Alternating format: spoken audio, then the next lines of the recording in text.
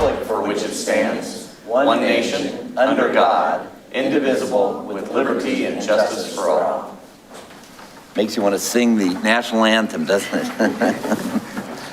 All right, so we will begin our meeting, and we're so grateful for you being here this morning. Hope you had good weekends, and one of the fun things we're going to get to do this year as an inaugural event, and really as the result of Commissioner Madden's hard work, working with the Florida League of Cities and getting some other inspiration along the way, is to introduce our brand new youth council members. And so if you'd like to make some opening remarks about that, what we're going to do just about the youth council, and then our city clerk will do the oath of office and administer it to them.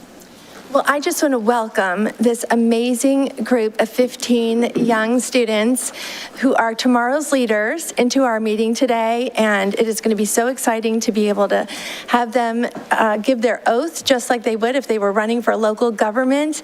Of course, the process of running, there were some families who were outside the city limits. There were some families who, got in just past the deadline. There have been some little kinks that have been probably frustrating to some folks this year. We hope that to all of those parents and students who are not a part of this year's to put your applications in again for next year. We hope that next year will be even better because these young people will have a lot to say, I'm sure, by the end of the year to give us lots of great suggestions going forward into the future. But these are the 15. They were all nominated by commissioners according to our resolution put together by our city attorney, and we are so excited to welcome them and any family members that they might have here as well. All right, so we are going to bring them out front. Yep. If you'd like to come to the front. Do you want to do this whole thing? Yeah, absolutely.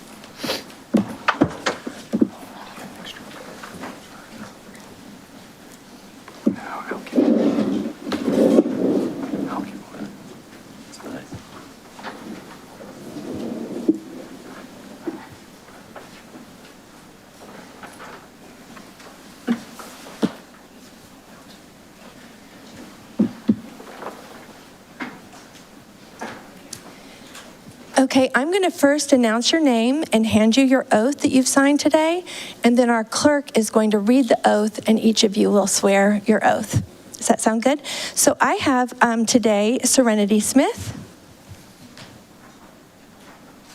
We have Elijah Vasquez. Haley Hitchcock. Kalalyn Williams. Shamira Jones, Tristan Williams, Nysa Williamson, Colton Pierce, Hannah Hitchcock,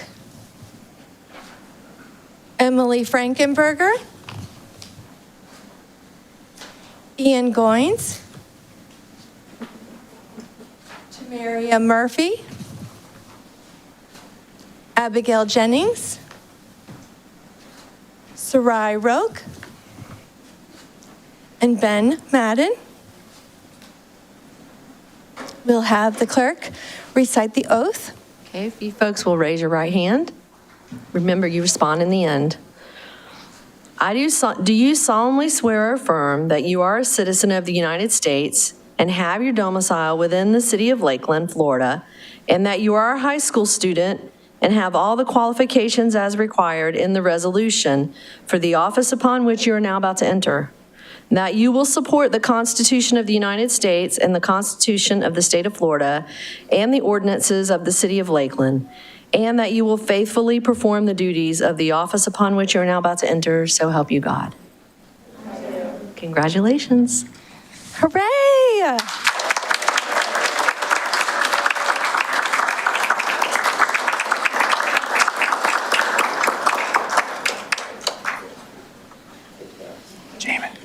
Stack them.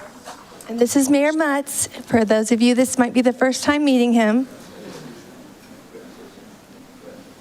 I noticed whose was last, right? Yes. Okay. Stack everybody. 2 rows. Listen to Jamin. So. One row, like side to side, not front, back, side to side. All right. It's taller in the back, it's short in the front. You can't see Jamin, he can't see you. All right, then we're gonna squeeze in together. This is gonna be a tight photo. Again, like Kevin said, if you can't see me, I can't see you.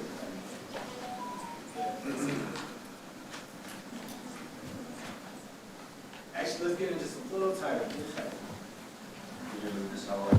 Yes, please. All right, perfect. Ready? 3, 2, 1.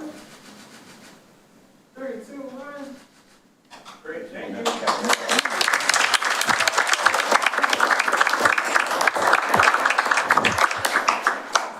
That's very special. Thank you so much for all your efforts, everyone who's investing in this process.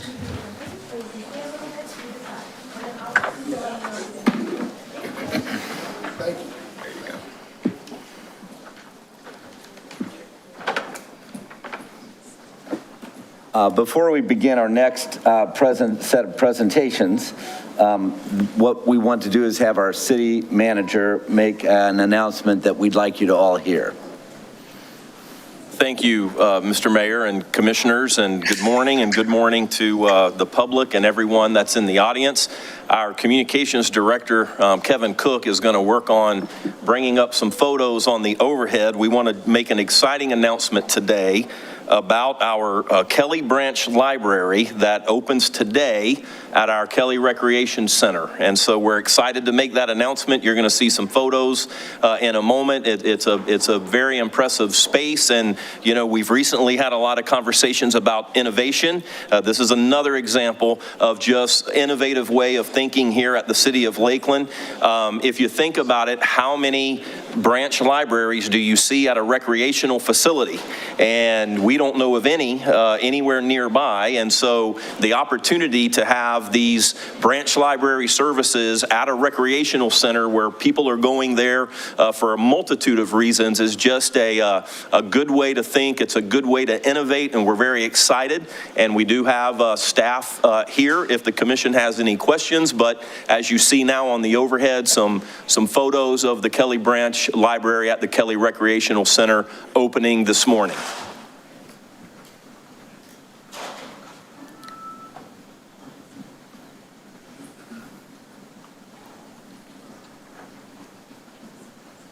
Very nice.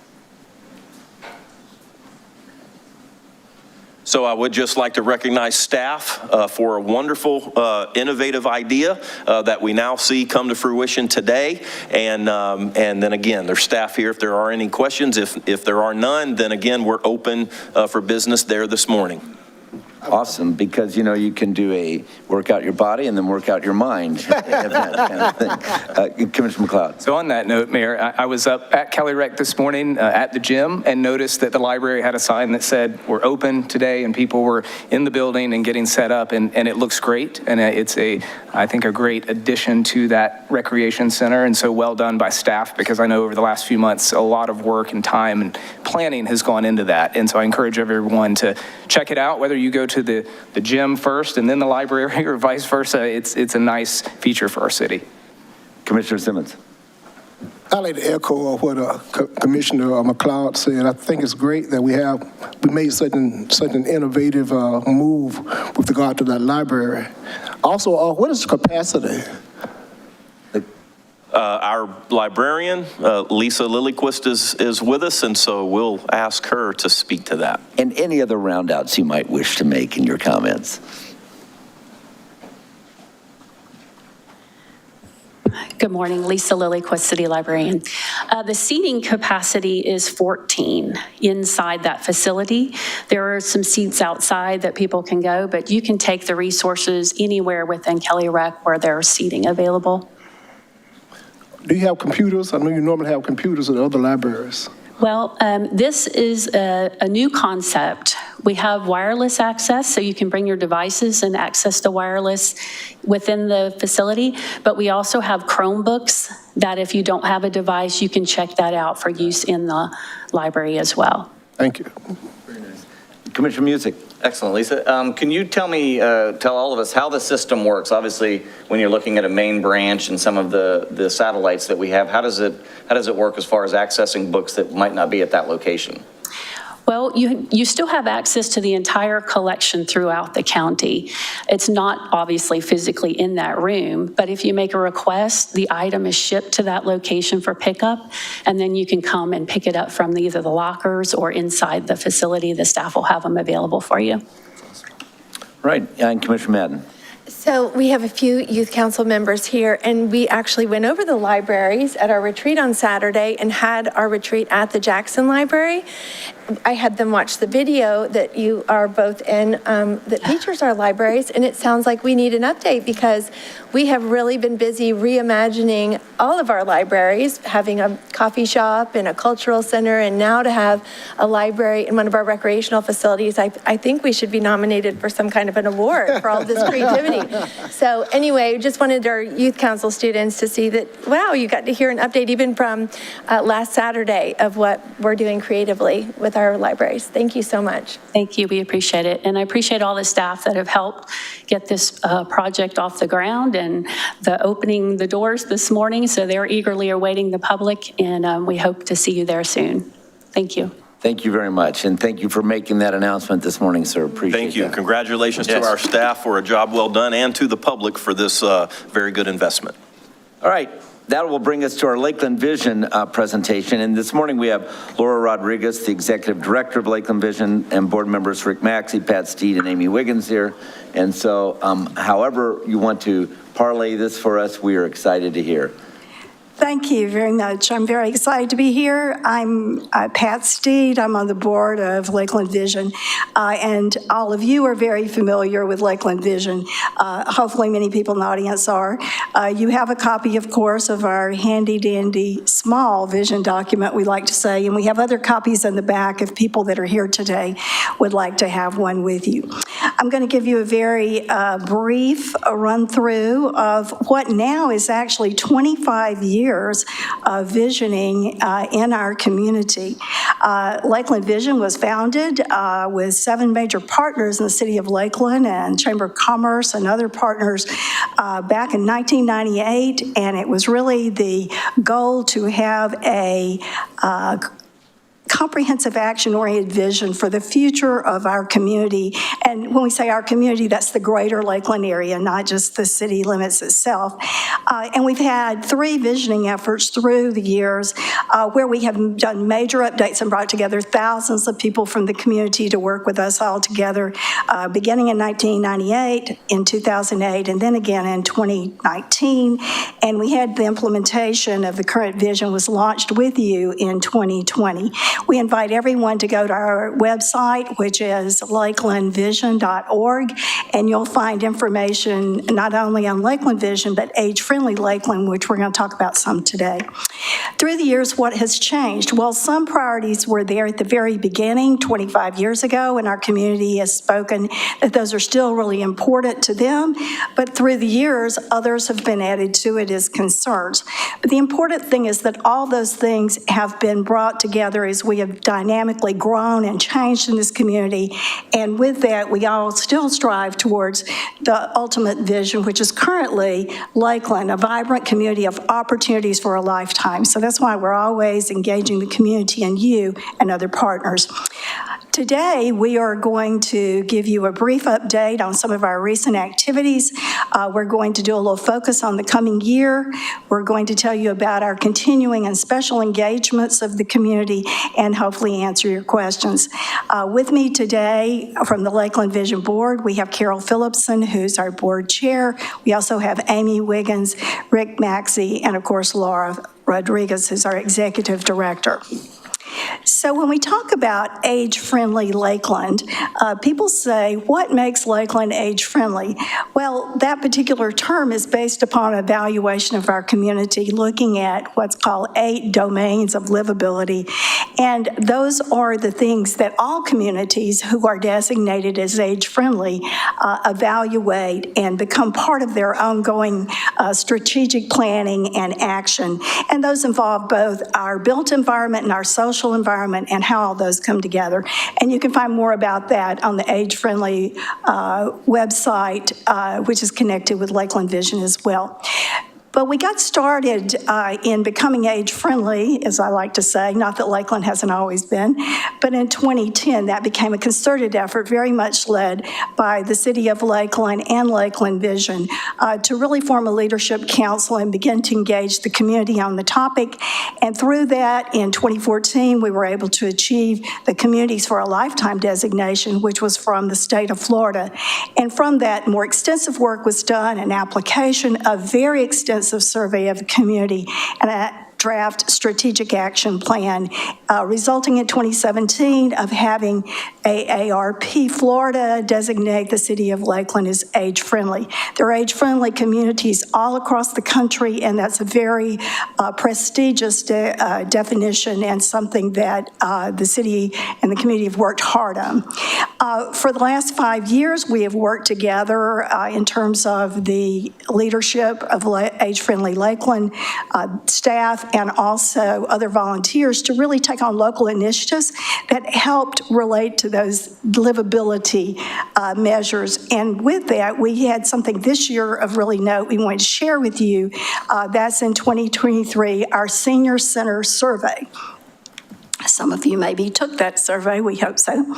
But I wanted to just say that the structure of Age-Friendly Lakeland works together through communities, and we have 6 active committees, and one of those is the Lakeland Senior Hub or Center, and it's been underway for a while. So this is all work, the groundwork's been laid for a while, but this is really where we feel like significant progress has been made this year by focusing on that senior center possibility or opportunity for Lakeland, and also identifying how we need to get the community involved in that. The partners that have been working on this together are not only the City of Lakeland, Lakeland Vision, and Age-Friendly Florida, but it's also included the Rath Senior Connection Center, Catholic Charities, Florida Presbyterian Homes, Lakeland Regional Health, Sage Aging Elder Care Guide, Cornerstone Hospice Foundation, VISTI, and the Senior Connection Center. And these partners have been very actively involved in looking at what could a senior center bring to Lakeland. And the general concept of this is it's a physical one-stop resource for older adults needing information and support relative to accessing older adult services, programming, housing, various kinds of government programs or resources. Also looking at socialization and educational opportunities that are specific to older adults of all kinds of backgrounds throughout our entire community. And it also has looked at the concept that's been very successful in many communities across the country of having a senior center as a hub and having spokes into the community of various programs. So it isn't that everything gets physically housed in one place, but there's connectivity into that, which gives far greater benefits and access. So what types of programs and services could be provided in the Lakeland Senior Center? This is just a few of those that could be provided. But very importantly, as we begin to look, the question is, what would our community find most valuable? And that's really what led us to the survey that was conducted this year. And with that, we had 862 respondents. That is a very vigorous response to a targeted survey because and we had representative zip codes from all over Greater Lakeland, so it was a very thorough survey. And very importantly was who did we survey, because this is targeted, obviously, and our goal was to hear from the community, primarily the more seniors in the community. So about 10% of the survey was answered by people under 55, about 10% for those that were 55 to 60, about 10% for people that were over 81. So that left the other 2/3 basically of the survey to be answered, interesting, equally between groups 61 to 70 and 71 to 80. So the really good news is the survey really did target the people that would be most likely to use a potential senior center. And our first question, importantly, obviously, was, would you use a senior center? And we did give them definitions and more information, places to get certificate if they wanted it. And about 90% of the people said, yes, we would use one. And importantly, the question, because there will be some locational questions on this, was, do you have access to transportation? And we were very pleased that about 90% of them do have transportation, some public, some private, and so that was very positive.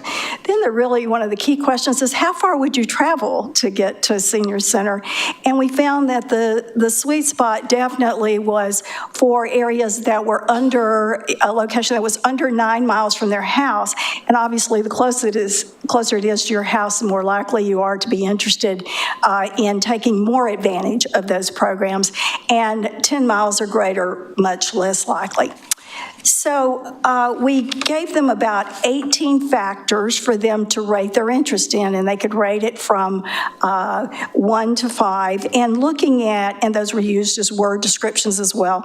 And the question came back, and I'm just going to share the top 10 responses with you, and these are the particular interest areas that people had more than 3.5 or more on those.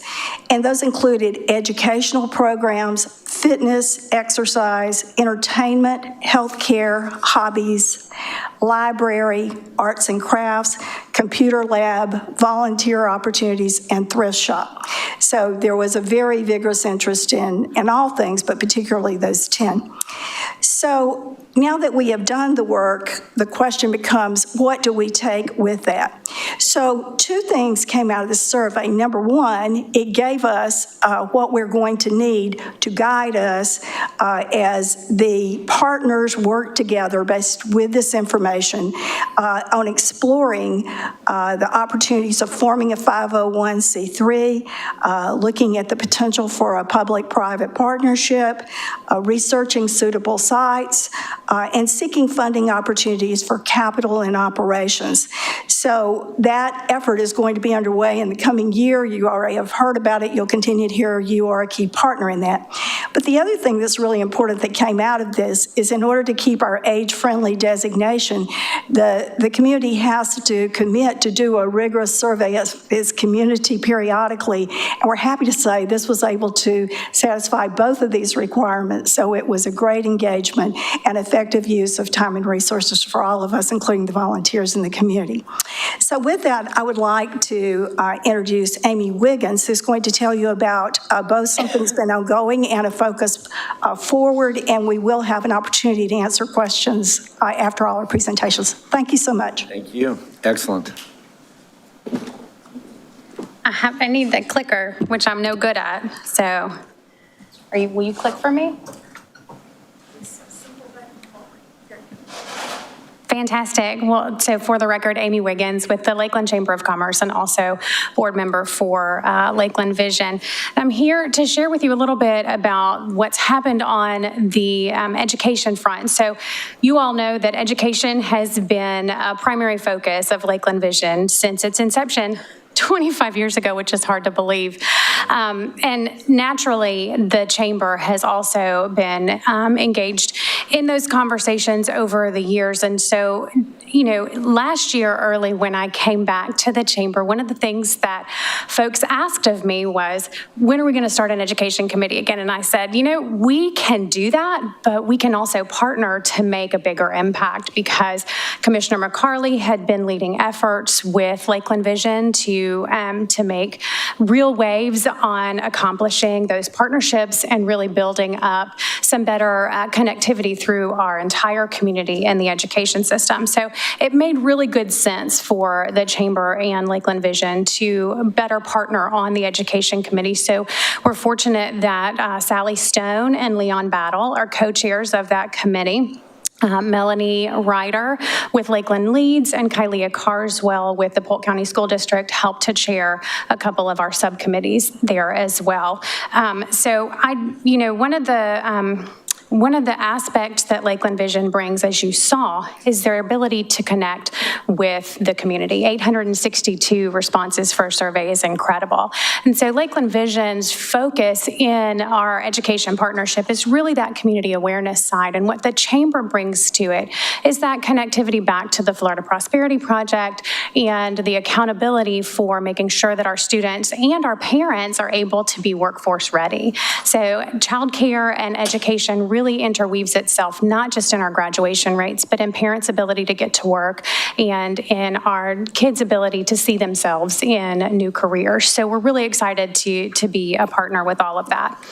This year at our Lakeland Vision board retreat, we did focus solely on education. We welcomed Dr. Lauren Albaum with Florida Southern College in their career department, Superintendent Hyde, naturally with Polk County Public Schools, Takaya Dixon on the chamber staff, our Director of Business Resources and our staff liaison for the Education Committee, and Dr. Mark Hutek with the Early Learning Coalition, because we recognize that that's a conversation we also know that the state legislature is going to be having more of. The state of Florida really doesn't fund early childhood learning very well.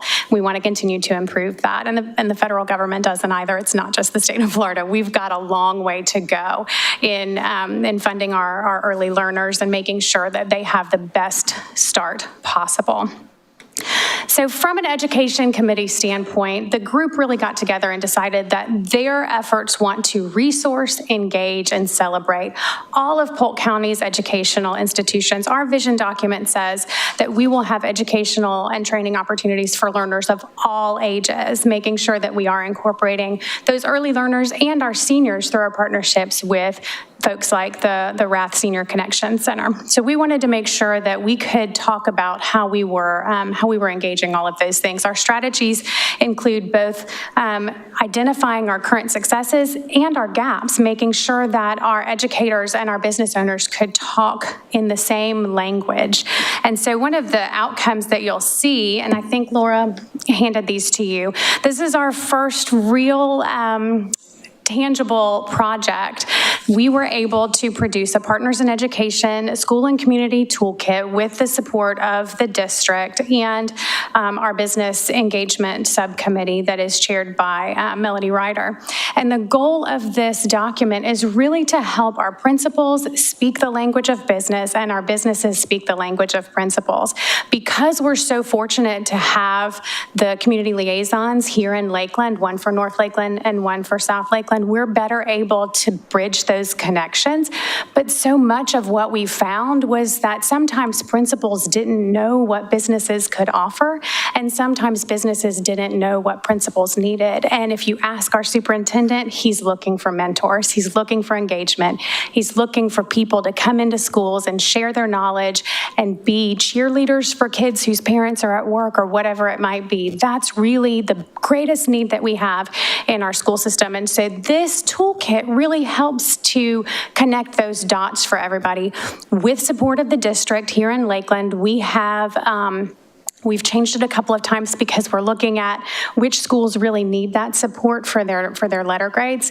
So we do have a pilot program with, I'm going to say 4, but it may be 6 schools, elementary and middle school, to really walk them through this toolkit, engage with the principals, find out where their needs are, and then be able to take that directly to the business community and say to them, here are the specific things that you can do to have an impact on this school and overall the entire district's goals. So we're really, really excited to be able to roll this out. Both Reba Coyle and Kylie Carswell are taking this out to their principals now, and so we'll be able to report back on some of those outcomes. And we'll probably be, those of you who are business owners, will probably be getting that request from us here pretty soon as well. And to mention, I don't want to take up too much time, but to mention our community awareness subcommittee, one of the challenges that they recognized was that parents often have a difficult time navigating the district's website or the enrollment process and things like that. So by working with the early childhood department within the school system, we're really going to also build out a toolkit and engage some of our friends at Age Friendly so that we can be become better navigators so that our parents are taking full advantage of all of those choices that our legislature has made possible for them. Because we want to make sure not only that they're enrolling in VPK, which has an abysmal completion rate, right? We know that students who attend VPK are much more prepared to enter kindergarten. They do much better on the kindergarten assessments. But we're under 50% in VPK enrollment here in Polk County, and we've got to work to improve that. And we believe, and we've heard, that so much of that gap is just based on accessibility and understanding how to navigate the system. So we're going to work on that, making sure that our parents are informed and engaged in the process, and then also help them to get into kindergarten. And my dream, because you all know I'm still just a recovering camp counselor, is that then also we can work into middle school, right? Because that's another huge disconnect from elementary to middle school. We also have a huge challenge because we funnel down into fewer schools. And so we're watch for more information to come out of that as well. So I think I've talked enough, and I'm going to introduce Rick Maxey. He's going to tell you a little bit about what he's got going on. Thank you, Amy.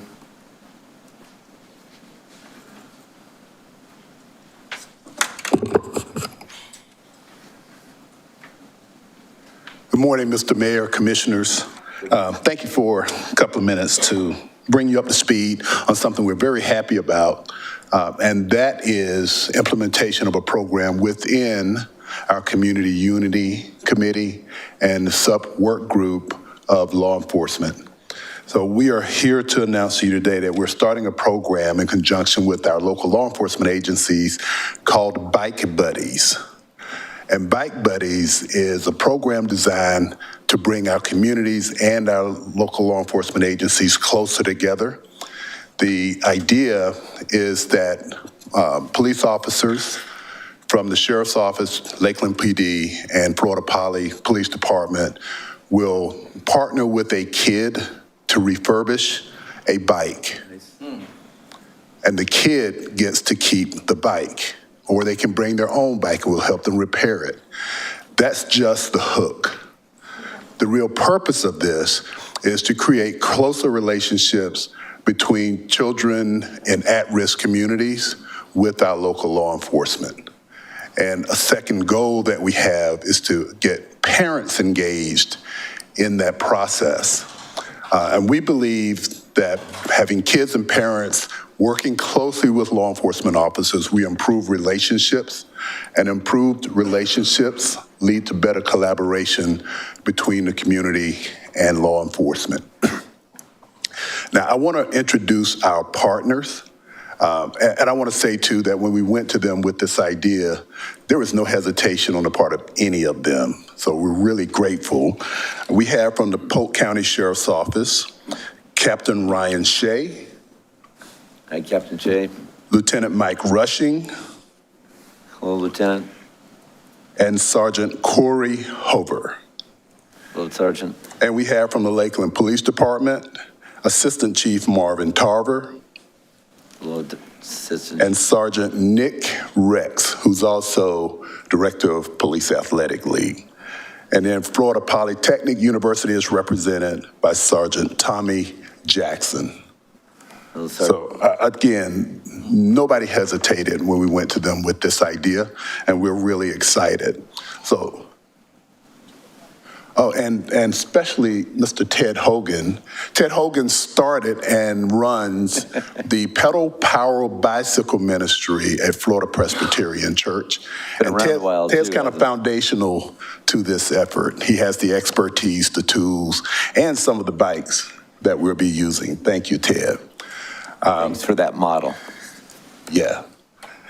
So let me give you this idea too, because a lot of times we unroll these programs and then we're not ready to make them happen. We have a start date. October 21st, we will have our pilot program at Police Athletic League facilities. And there we will have parents, kids, and police officers working together on these bikes and getting the story out to others about this program. We're also going to involve community organizations in getting the word out and helping us identify the kids that would be in this program. So we're very happy about it. And we would like you also to know that we do have need. We're not asking for anything, but our significant need is for a 16-foot trailer that is both closable and can be opened and to use as a workspace when we go to these programs. Now, the other significant thing is this just won't happen in Lakeland. So we will be moving this program around the county, and that's another big need for the use of the trailer. We're going to start with the trailer that's being donated temporarily by the Police Athletic League. They currently use it to store equipment and supplies.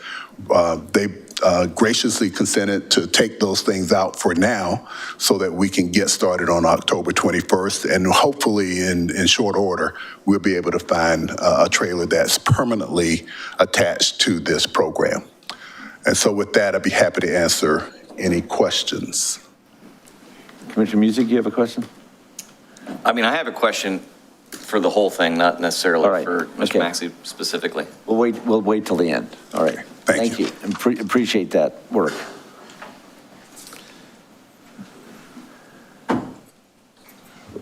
Good morning. My name is Laura Rodriguez. I am the Executive Director of Lakeland Vision. I have been here almost 10 years, hard to believe. And I'm really glad to share this presentation today with board members. It's really a blessing in an organization like we have to have such great board engagement and leadership, as you could see from the presenters that were here today. And I'd also like to quickly recognize our board chair, Carol Phillipson, who's here in the audience today. Carol is in her third and final term as our board chair, and I think she is involved in every single initiative that we have going on at Lakeland Vision, so just thankful for Carol. Give her a big round of applause.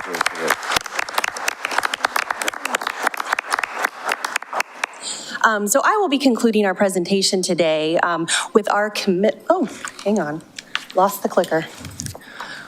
With our continued commitment to ongoing engagement with the Lakeland community beyond just our seasons of vision refresh, which is done about every 10 years.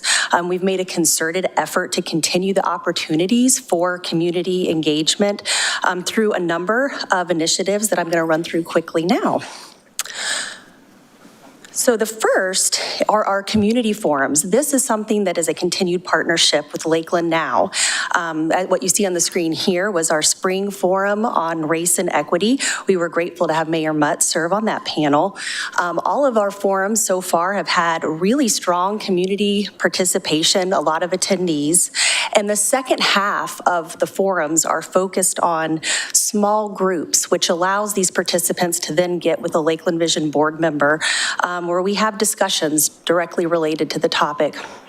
And all of our topics are based upon goals within the Citizens Vision that you all have copies of.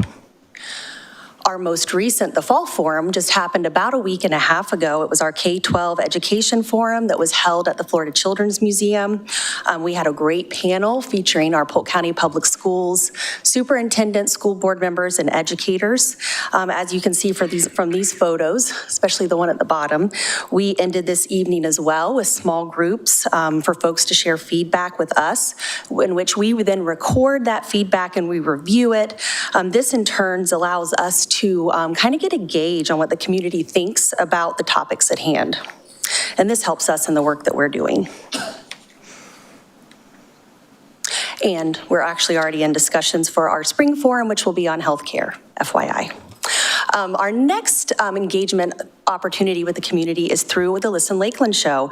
Many of you are probably familiar with this, probably even been a guest on the show in the past. This show has been in existence for about 15 years now. It started out as a radio show, but it is now accessible via podcast, and it's also viewable on YouTube. This is an ongoing partnership between Lakeland Vision, City of Lakeland, and Hall Communications. And we're also, just to plug, thank you to Andrew Gash, who not only records and edits the show every month, but he also lends his voice to the opening and closing of the show. And here you'll just see, this is a sampling of some of the topics over the last 12 months. They range from, of course, education, law enforcement, nonprofits, age-friendly Lakeland initiatives, arts, but this is just a handful. And we're really trying to keep our show, something that we've really focused on the last 2 years, is that the show's topics connect directly to our vision goals, because this helps us, Lakeland Vision, keep the community apprised of the work that is taking place in Lakeland to help meet the citizen goals, their goals. So we're able to provide that information back into the community. And with that, our monthly surveys are also given, we plug them at the end of the show, and it offers another regular engagement opportunity.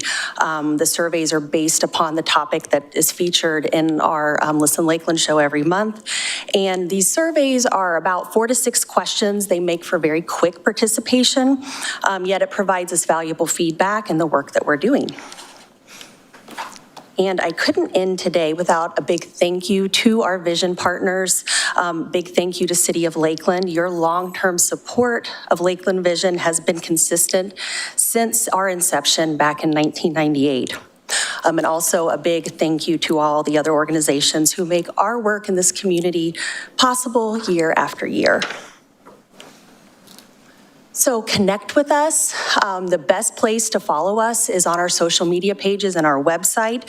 You can connect with us on Facebook, Instagram, LinkedIn, and of course on lakelandvision.org, where you will find our monthly survey, the Listen Lakeland show, links right front and center on our homepage. And of course, you can always reach out to me at my email. So we thank you all for allowing us to present this morning, for all the support that you give to us in our mission of Lakeland being a vibrant community with opportunities for a lifetime. And with that, if you have any questions, we are happy to answer it, myself or our other presenters. First of all, that was wonderfully comprehensive and an example of the great work that's been done and the leadership provided. So thank you all for that. Thank you. I'm sure we'll have some questions. I'll start with Commissioner Music. Thank you very much. Yeah, I was fortunate to be appointed onto the Age Friendly Lakeland Committee for the commission, and have just been fascinated as somebody who thinks that I'm much younger than I am.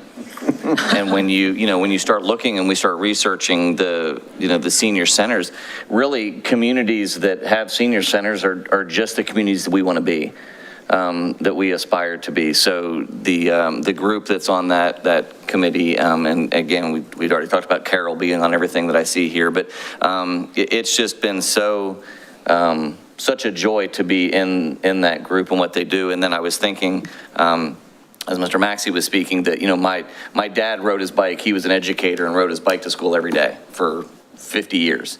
And when he passed, I have his bike, and it's just kind of rusty, and my goal is to rehab it back to where it was. So you kind of inspired me a little bit with that talk about, what he had wants done your bike. Yeah. Give us the bike. But it should. Me too. Exactly.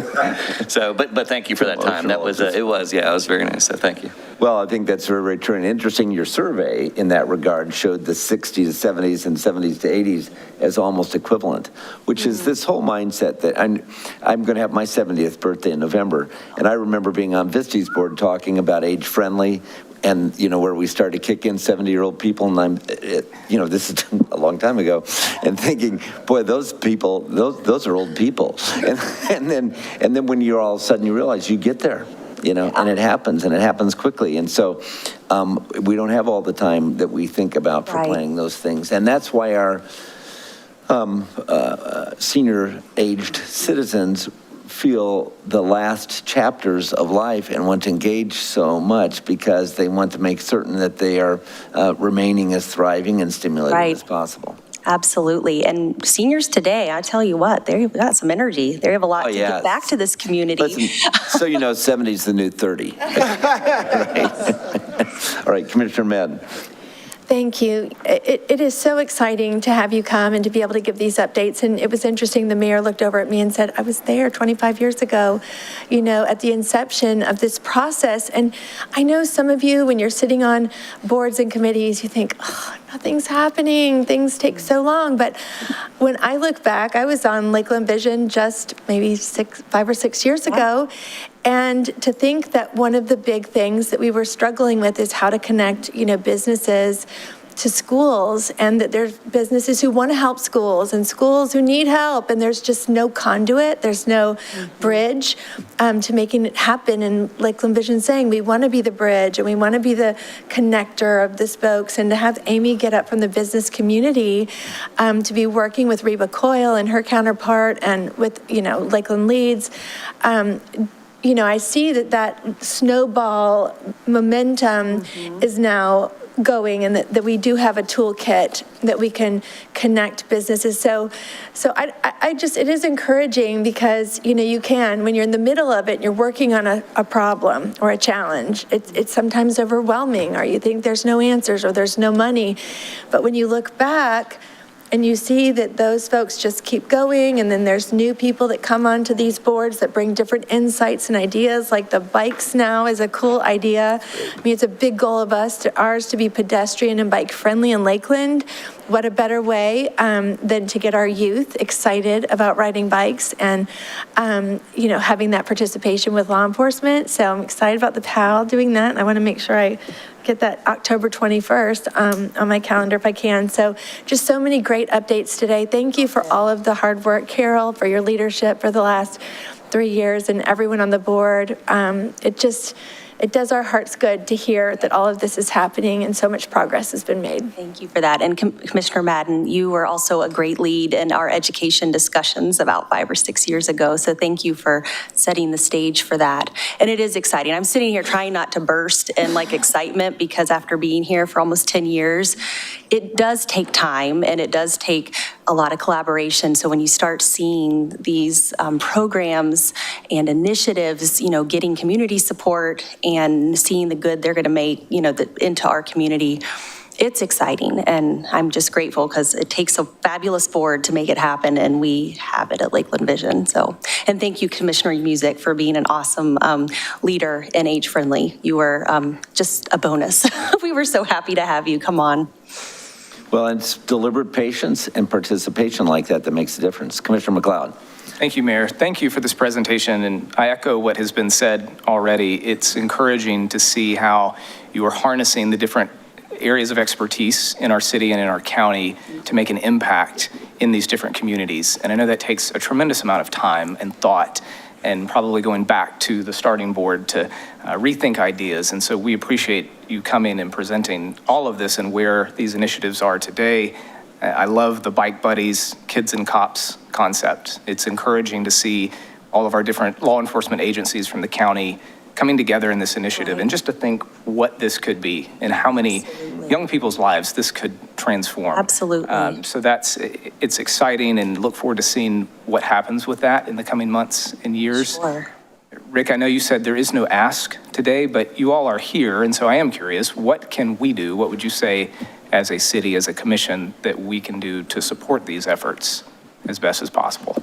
Well, obviously, continued funding is always important. We do operate on a pretty much a shoestring budget. We try to only fundraise what we need for the efforts that we're doing, because we know there's so many organizations in Lakeland that have very tangible things that need to be done in the community, and the continued support in that way is very important. But I would also say just being aware of, like I said, it sounds so simple, but following us on social media, engaging with us, as commissioners, even, sharing our surveys, sharing information about the programs that we are doing in the community. Awareness is key, because we want the community to know that we are working on this. We don't just go out every 10 years, make a vision, and then ignore it. That there is active participation with our board, our volunteers, to bring this vision to fruition in the next, 10 years. So any assistance with us passing along information is very helpful. And then, a real tangible one right now is that trailer for our bike buddies because we're going to launch it thankfully with PAL's partnership with us. We've got a way to start, but eventually we would need a dedicated trailer that doesn't need to be packed and unpacked and packed and unpacked for, that's a lot. So help with either funding through that or, any kind of resource that would be helpful. And is there anything else that I'm missing since I got the ask? I feel like I should just let it all out. Yeah, no, that's great, as you should. Listen, this brochure is fabulous. I'm unfortunately in my life an editor, and so when I go through something like this, I read to fix, and I will tell you, I think it is so well balanced, so well stated. Well, thank you so much. Wonderfully done. If I were adding, I'd add your connect part that you just talked about at the end. So when you do a reprint, so people know that they can get to the social media sites and click, because that's important. Thank you. And recommend having almost a business card size piece that just communicates has that. and maybe your goals on the back. That's a good as a idea. handout for you to be able to do, because connecting this way is a key for you to get information. Okay. Well, thank you for the kudos on that. I will say from being here 10 years, our second vision was so very thorough that it was hard to work it. I will admit that. And when we refreshed in 2019 and started implementing in 2020, this has been a manageable document that is easy for folks to use and see how they can plug in. So Pat Steed led our revision effort. So that's really quite a thank you to her and the volunteers that worked on that, because I can just say from being here on the last one to this one, polar opposite on how to implement it. So it's been great so far. Commissioner Madden says, and a QR code. Oh, and a QR code. Okay. Thank you all. All right, Commissioner Simmons. I'd just like to say that I enjoyed your presentation. I thought it was very thorough. In fact, it's the second one. I actually experienced your presentation last year. Okay. And I think what's interesting is that I saw that the initiatives that you all presented are actually some of the same issues that we align ourselves with in City Commission as what we try to do, particularly with regard to the budget that's just coming up, affordable housing and some of the other items that you've identified. Again, thank you. Thank you. Well, and just a friendly reminder to, the commissioners, as partners with Lakeland Vision and the city, you all, when you're with your constituents, when you're out in the community, when you all see gaps or you all see areas that might need to be looked into a little bit, we're available. We would love for you to connect with us. And if we can serve as a non-governmental community organization to kind of bring people together and have discussions as it relates to, goals within our vision, we're happy to partner with you, just like we did back in 2011 with Don Selvage, starting up the Lakeland Leadership Council on Seniors. And here we are, 12 years later, still working and focusing on that. So that's a good example of the commission working hand in hand with Lakeland Vision. Any other comments? All right. Thank you very much. Thank you so much. Thank you. We're so grateful. All right, well, that moves us to a proclamation I'm going to make for Constitution Week. And here to accept that proclamation has been Madden, President. Oops. For the bike buddies. And except I'm going to do nothing right now except take a group photo. This is for the bike buddy partners.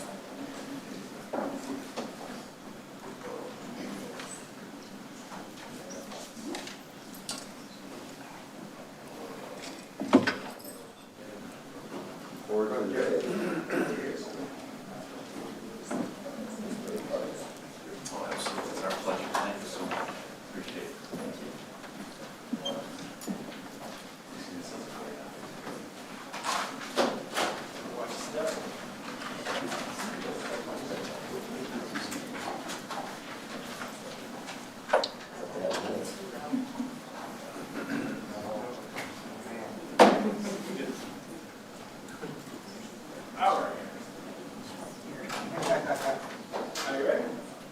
3, 2, 1. Good. Thank you. Thank you. Thank you very much. Thank you all.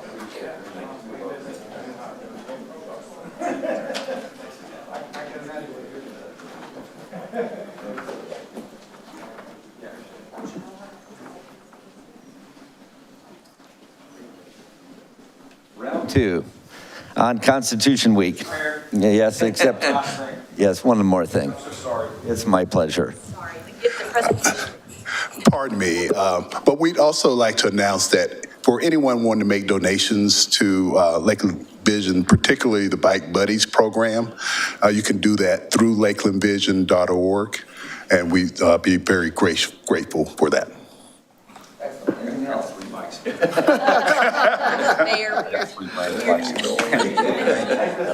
Take care. Constitution Week, we're going to make a presentation on right now. And here to accept the proclamation is Ben Madden, President of Children of the Revolution, the CAR, and former President Cecilia DeSayas, and Marcella McInnes, President of the Daughters of the American Revolution, and anyone else who would like to be part of this that feels like they should, please come up. Yeah, we love the numbers, don't we? I actually have 2 copies of this, so I'm going to read from one and hand you the other to be able to hold. And then and one is for the second. Let's center up here as we go across. Very good. And thank you very much for coming. Whereas September 17th, 2023 marks the 236th anniversary of the drafting of the Constitution of the United States of America by the Constitutional Convention, and whereas it is fitting and proper to read, study, and proclaim tenets from the most extraordinary governmental document citing human liberty and protecting freedoms outlined in the Bill of Rights, and whereas it is fitting and proper to celebrate the anniversary of its creation publicly and recognize the patriotic celebrations that will commemorate the occasion officially, and whereas Public Law 915 guarantees the issuance of a yearly proclamation by the President of the United States, which cites September 17th through the 23rd as Constitution Week. Now therefore, I, H. William Mutz, Mayor of the City of Lakeland, alongside an enthusiastic commission, do hereby proclaim September 17th through 23rd, 2023 as Constitution Week within the City of Lakeland. And we ask our citizens to be familiar with and reaffirm the ideals of the Constitution's framers in 1787 by vigilantly protecting the freedoms guaranteed to us through this written guardian of liberties, remembering that rights can be lost without diligent vigilance. In witness whereof I have hereunto set my hand and caused the official seal of the City of Lakeland to be affixed this 18th day of September 2023. So congratulations on that, and I want to make a comment really quickly, and then I'm going to ask you for some. On my 10th birthday, my dad handed me a book for my birthday present, and it was a book called The Constitution of the United States. And it was the Constitution in it, and then explanations behind it. And I remember on my 10th birthday thinking, this is not a good 10th birthday present. You know? But it has been the underscoring of the way that I grew up in terms of, the privileges we have as Americans that we take so for granted, and the importance of us recognizing this application for all citizens. And so I thank you so much for your representation. Would you like to make a comment? Sure. So my name is Marcella McInnes, and I am the regent of the Lakeland Daughters of the American Revolution chapter, and we are a historical lineage society with 3 tenets of education, patriotism, and historic preservation, and we are currently in the process of our America 250 celebration. As I'm sure you've all heard about our beautiful monument, but stay tuned for additional America 250 events as we lead up to America's 250th birthday. There is hopefully will be different activities for the Boston Tea Party and other events as America leads up to her birthday. So thank you. Would you like to make any comments, sir? Children of the American Revolution is all about patriotism and reminding young adults what they're missing if we didn't live in America. So it's definitely an honor to accept this proclamation. And to have you do so, sir. Thank you. All right, quick picture together. All right, ready? 3, 2, stop. All right, 3, 2, 1. Thank you. Thank you. Appreciate it. Thank you all for being here.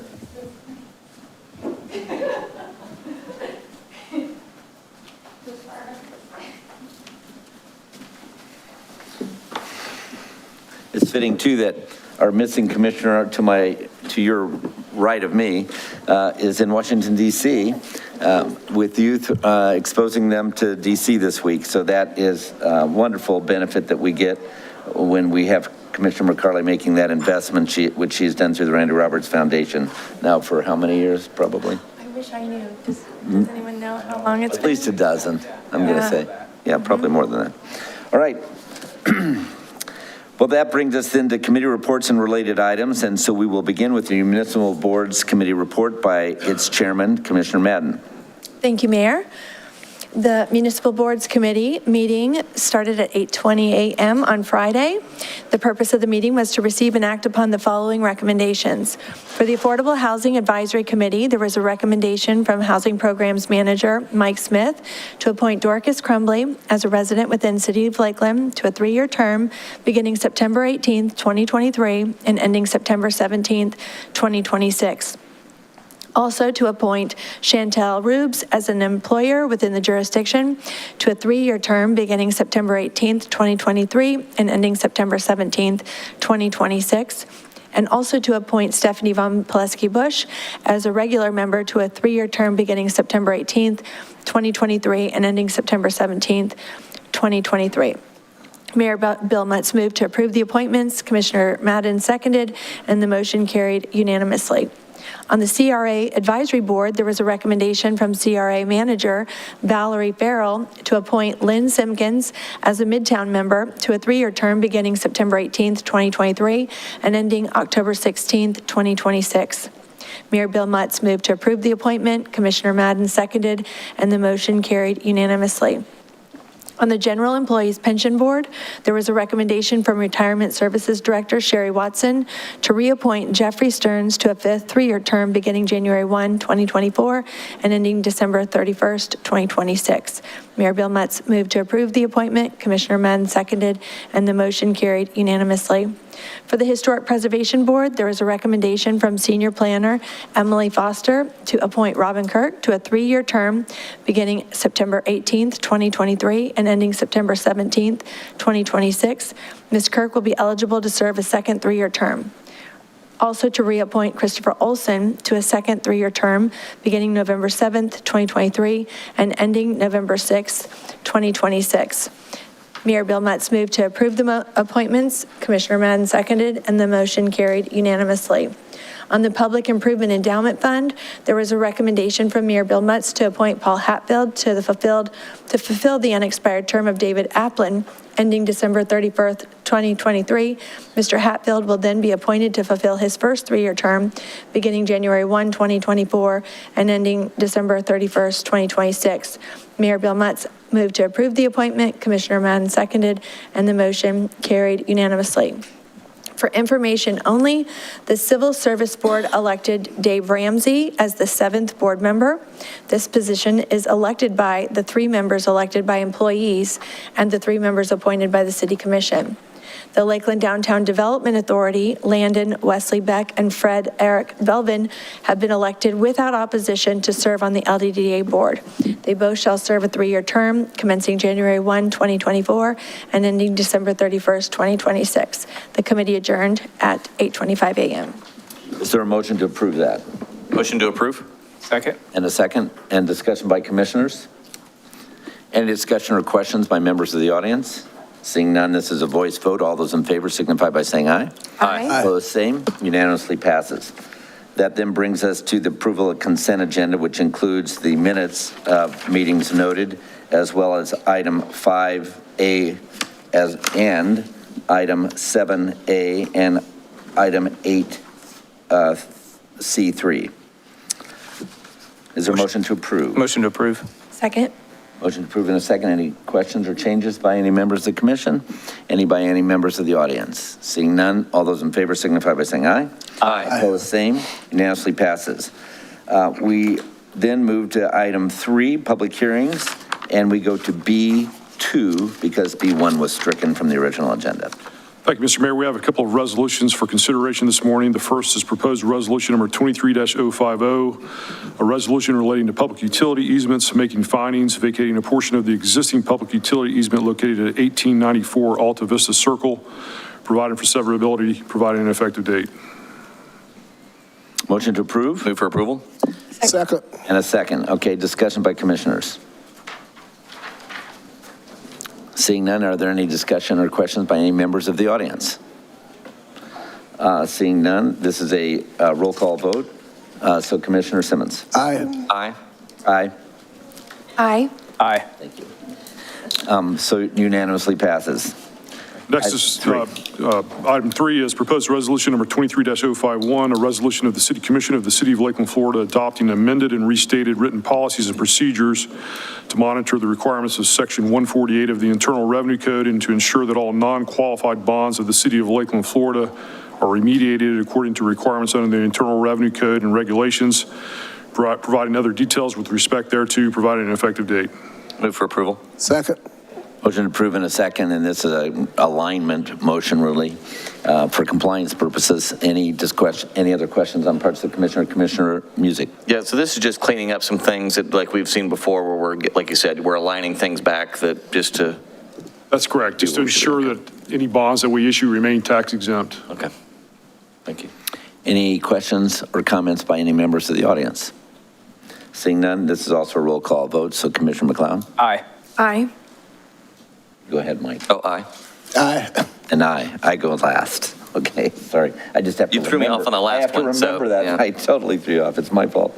That causes us to cease to meet as a commission, and we now re-engage as a community redevelopment agency and take up item 6A.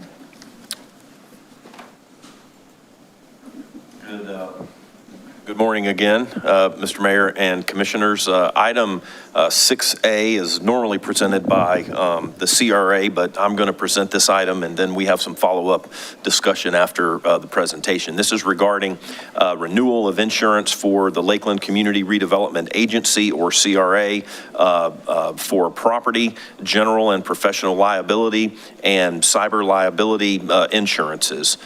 This would complete the annual renewal process for these insurance policies for fiscal year 2024.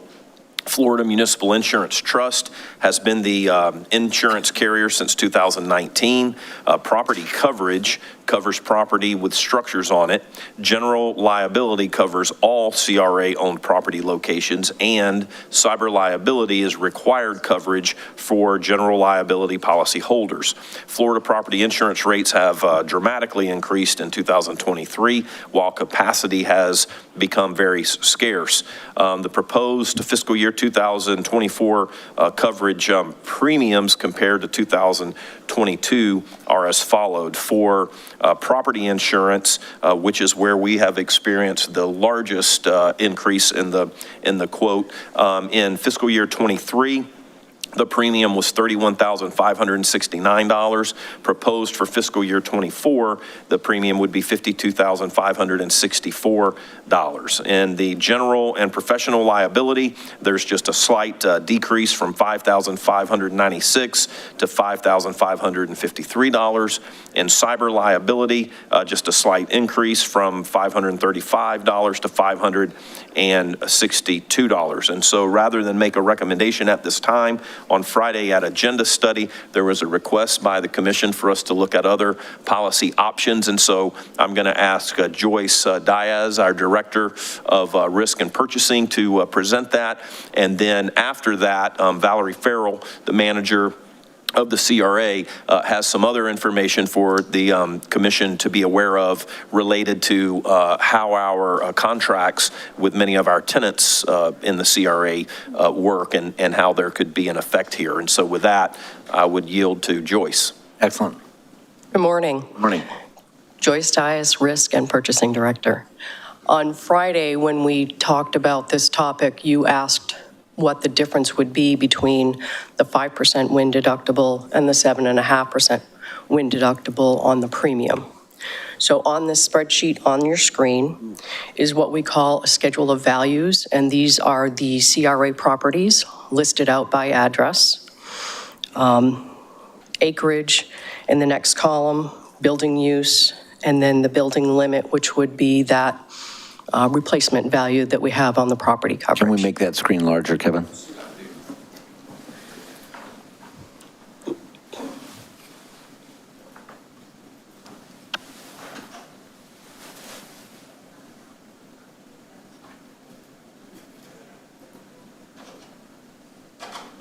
It's very large. Great. Wow. Bring it back just a little. Gonna be a smidge smaller, yeah.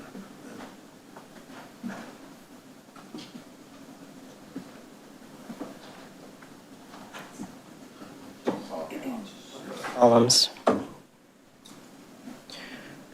So broken down here by address in the green, Slide us over to green.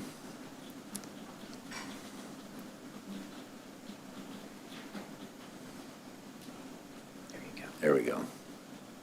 so in the green column, those are the 5% wind deductible premiums by building, with the total of that premium being $59,061.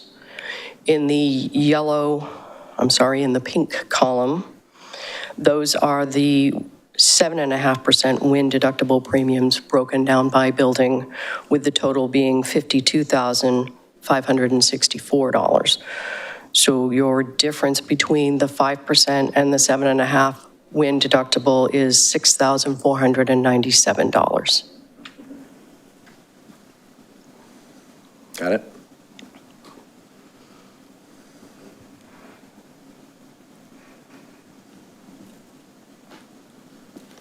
And the coverage is, or the liability is $250,000 more without it. Yes.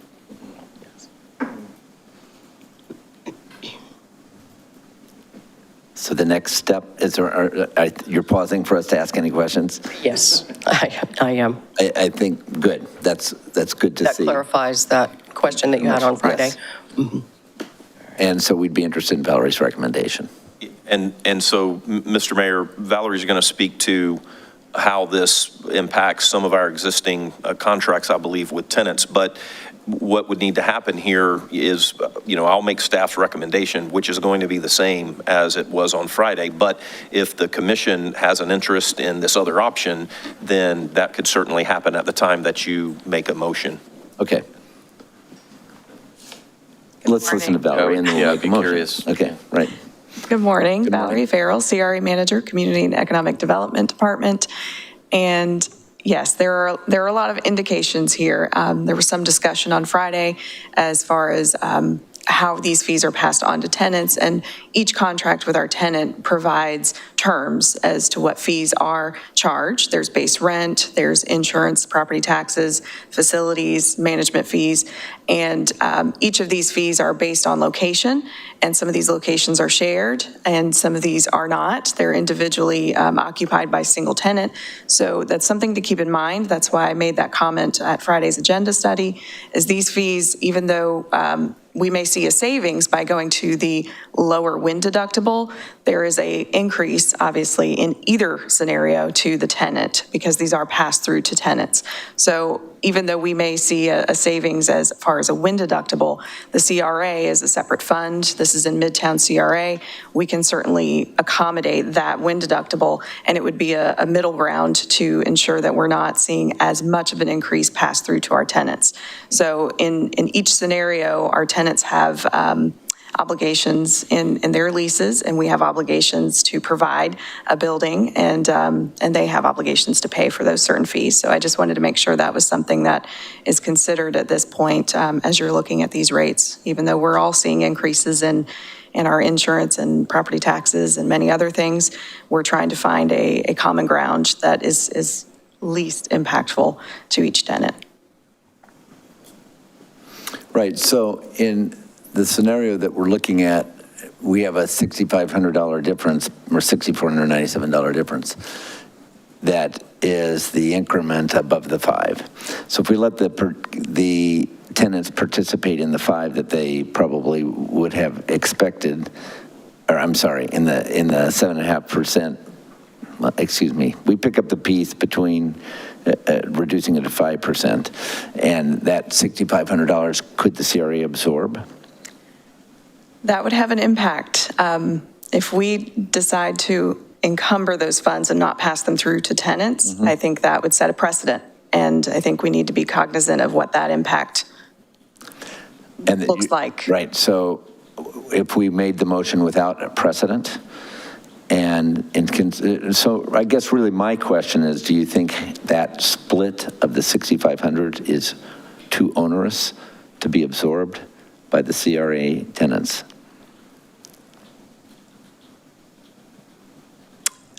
I can't answer that individually because, again, they have not seen these fees. We've not reviewed these fees individually with each tenant. But I think compounding these fees with property taxes, which we have not reviewed those fees with the tenants as well. I think there's just a number of factors that are passed through to tenants. And so in evaluating each cost increase, the CRA tries to make recommendations that would be least impactful. Comments from commissioners? Commissioner Music. Thank you. I'm just thinking that because we certainly don't want to set a precedent and this is out there, I would probably want to go the direction of the pass-through, right? Just continue as we're doing, and they just need to reach out to Valerie and their team if they have issues and let them internally figure that out. That way we're not blanketly, because what if next year it goes up 15%, 20%? Sure. You know? No, I think that's why I asked the question because we were kind of bumping you out of the lane of what your expectations were in the meeting on Friday. To me, to have $250,000 difference in coverage for that very small increment in a storm-ridden era in which we live is unwise. And if you think this is onerous, imagine what that would do to those entities in the process of those losses with that kind of a high deductible. Certainly understand. Commissioner McLeod. And just to make sure I'm tracking with you, Mayor, you would say that the exposure is too great to go to the 7.5% for the savings that it would realize in the event that there is a major storm. For the differential. Okay.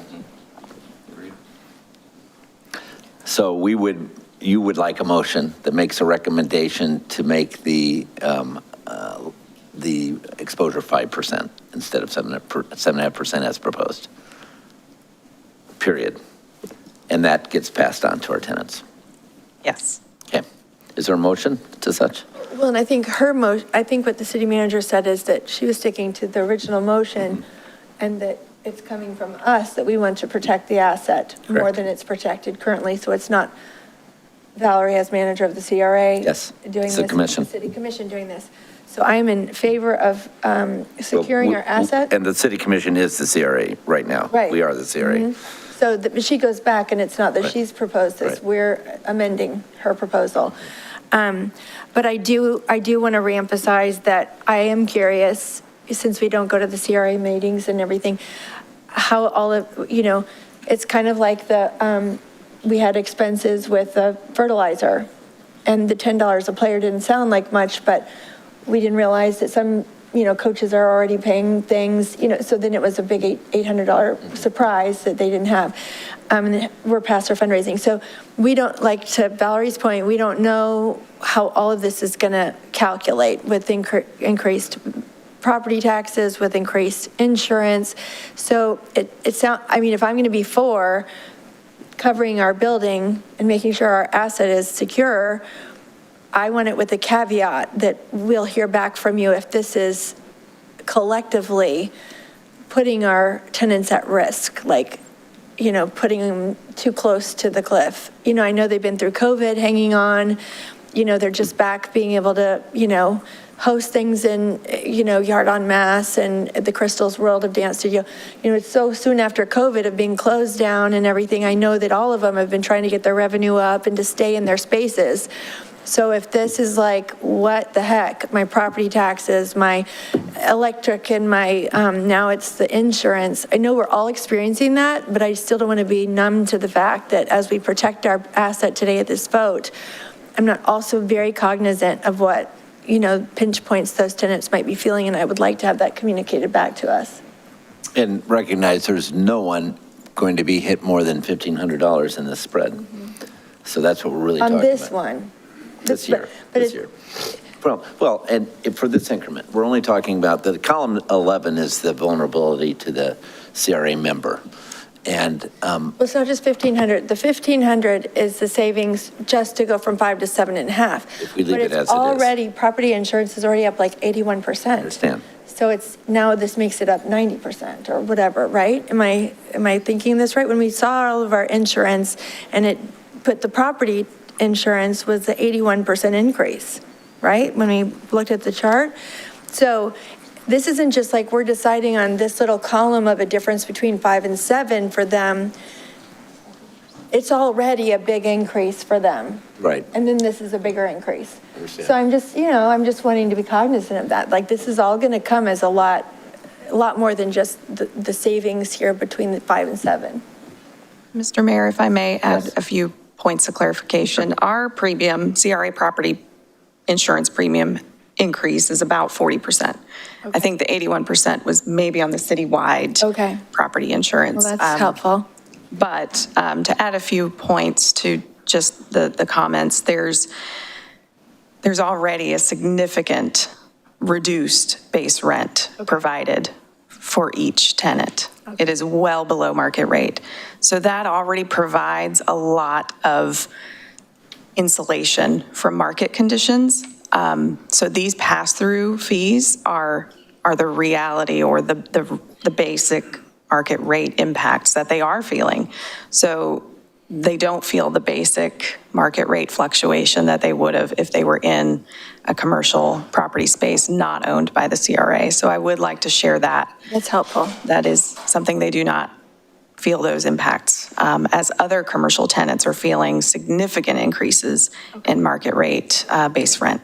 And building on that concern of yours, which I like, we're trying to protect them from something that probably is not absorbable by them as a differential in storm damage for a very small increment of cost, relatively speaking. And so I think it is our best, their best interest is our interest, given the fact that it's pretty nominal. Commissioner Simmons. Do we have any, do we know the percentage of increase or the dollar amount of increase that, or the average increase that each tenant would realize? Should we put this percentage in effect?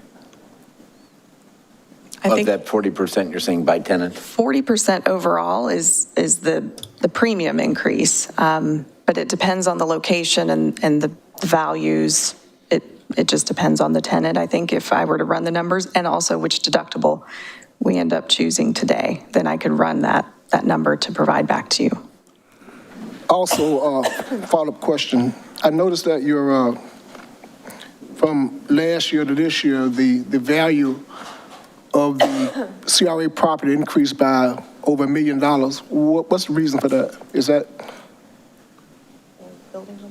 Is that just the value, or did we add a new building or something?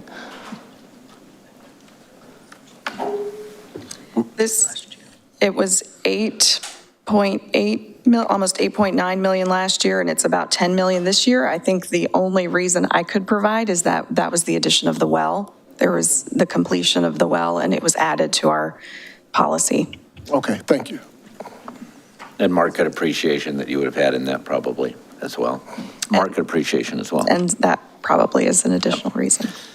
Any other questions by commissioners? Yes, Commissioner McLeod. And I was out on Friday. I did watch agenda study, but just to make sure we're clear, the original staff recommendation was the 7.5%. Okay. Yes, thank you.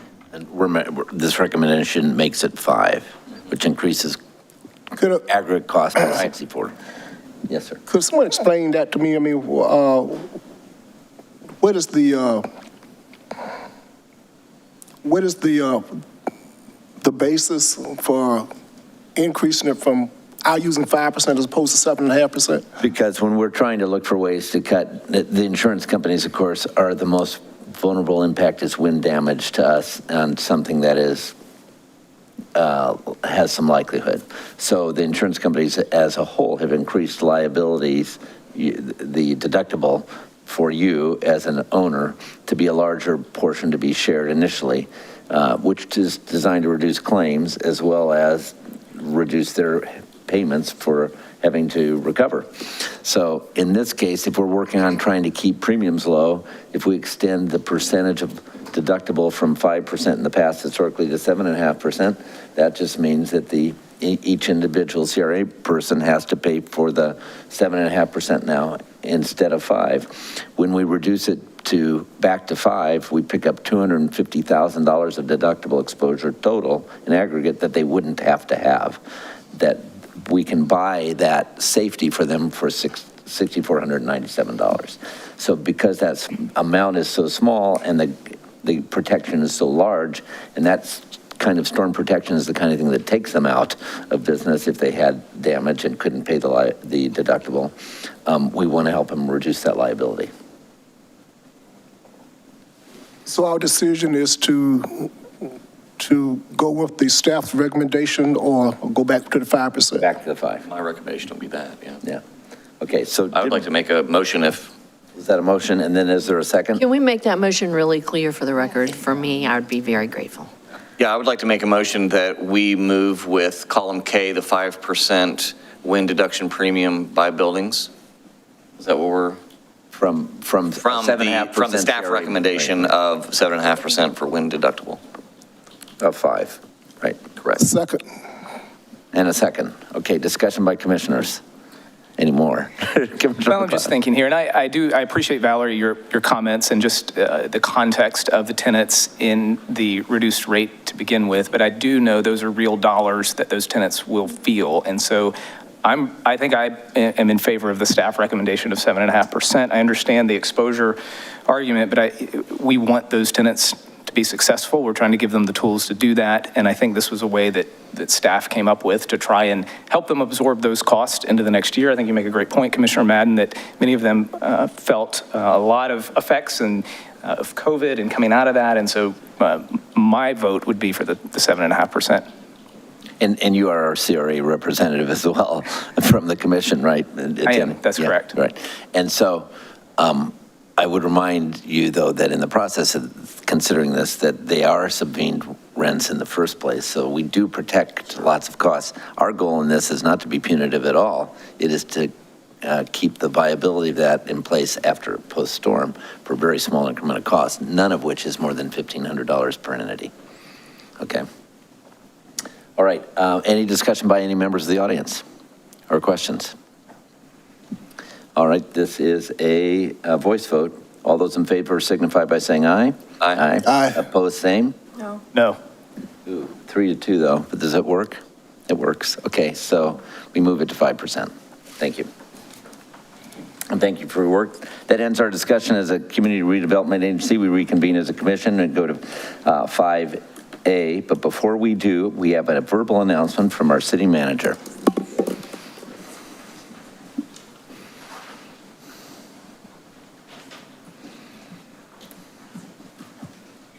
Good morning again. Before we go into the lengthy agenda items, I have an exciting announcement to make this morning, and that is regarding the promotion of David Bahan from interim water utility director to the director of the water utility. Mr. Bahan is born and raised in Lakeland, attended Lake Gibson High School, and while he was attending Lake Gibson High School, he worked for his father's plumbing business here in Lakeland. And then an interesting point about his father later came to work for the city and retired from the city as a plumbing inspector.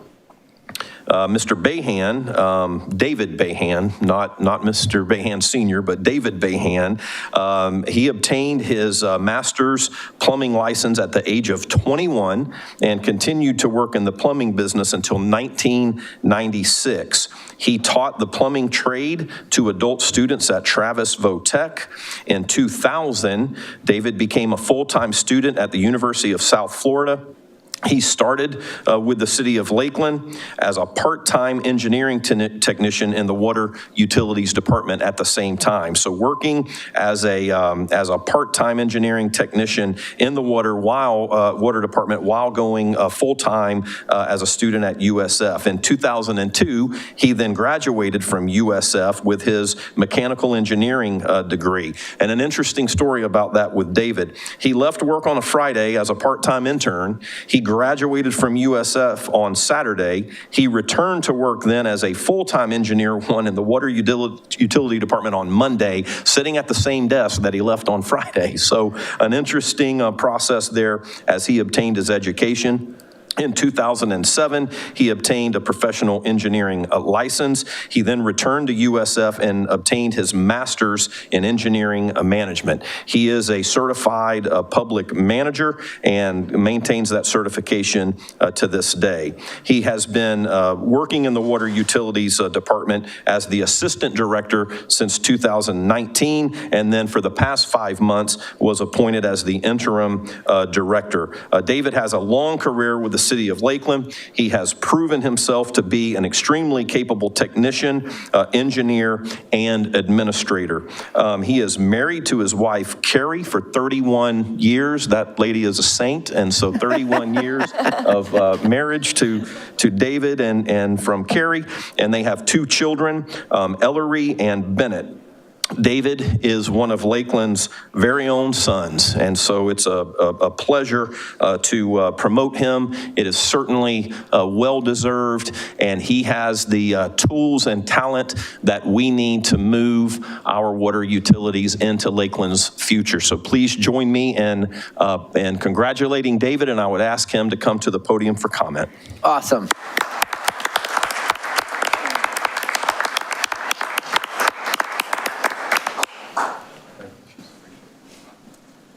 Wow, that's a lot. What were you doing that Sunday in between? And he didn't mention anything about I was celebrating. I was celebrating. Well, you know, listen, thank you so much. I'm very thankful for the opportunity, and I'm honored that Sean has the confidence and trust in me to be the next utilities director here at the City of Lakeland. You know, we're facing some challenges with water utilities. You all know that, not only from the demand for that growth has on us, but also just our aging infrastructure, the regulations that seem to be piling up every year, regulatory challenges that we have. But I'm excited because we have, in my opinion, the best employees in the City of Lakeland, and they're dedicated. They are a dedicated class of employees that are going to help us get through these challenges, and I'm confident that we have the right people for the job. You know, without them, we could not pump and deliver 25 million gallons of water a day through 900 miles of water pipe in about 60,000 meters, okay? 200 plus lift stations, 500 miles of sewer mains, and we treat and release about 13 million gallons of wastewater every single day. So without them, we couldn't do that. And that is just a testament to our water utility. I'm just very proud of our employees and what they do. So again, thank you. I'm very thankful for the opportunity, but I am blessed. I am truly blessed to be a part of the water utilities team. And you know, together as a team, we're going to do what we can, and we're going to be persistent to keep things flowing for the City of Lakeland. And I'm up for the challenge. Yeah, that's good. Thank you, Director Bahan, very much. Appreciate it again. Thanks. Yes, Commissioner Madden has a question. Okay, so you can't leave yet. I mean, I had this vision of like the face paint and the Braveheart moment because, listen, you're honored to accept. We're grateful because it is not easy to accept positions of leadership in uncertain times where people are frustrated and there's a lot of big obstacles. It's not like you came in naively, like everything's perfect and this is going to be easy breezy at the end of your career. You're stepping up to the plate when we have huge challenges. You mentioned them, but we on this commission know what you're up against, and we hope that you feel our full support, whatever you need. We know that there are people wanting to invest in Lakeland and move to Lakeland and do business in Lakeland that totally depend on you and your team. And so I just wanted you to hear, like, we understand the Herculean task that is at stake to build that new water main and to be able to retrofit and to get new pipes and to upgrade that aging infrastructure. Herculean task. But I hope you know that each one of us know how important water is. I mean, I can't think of much more important, than having clean water and have the bad water, leave. But we appreciate you stepping up to the plate because not a lot of people want to take a leadership position when times are tough, when the challenges are mounting. But just the fact that you said yes and that you are cheerleading your team and you have what it takes. You've got the skill and the acumen and the resume. But to take on that leadership helm, like I'm telling you, like I see the Braveheart moment, you know, you're going to have those speeches and those talks with that team, probably a lot, to keep them motivated, to keep them feeling positive, and to lead them forward, because we're all counting on you to do what needs to be done. So I just wanted to thank you and let you know how much we support you. Thank you very much. I felt like I should yell freedom. Yes, I think that's what it's in my mind. That's what I was And you can seeing. see Kevin for makeup. Thank you. All right, thanks very, very much. Appreciate it. A picture?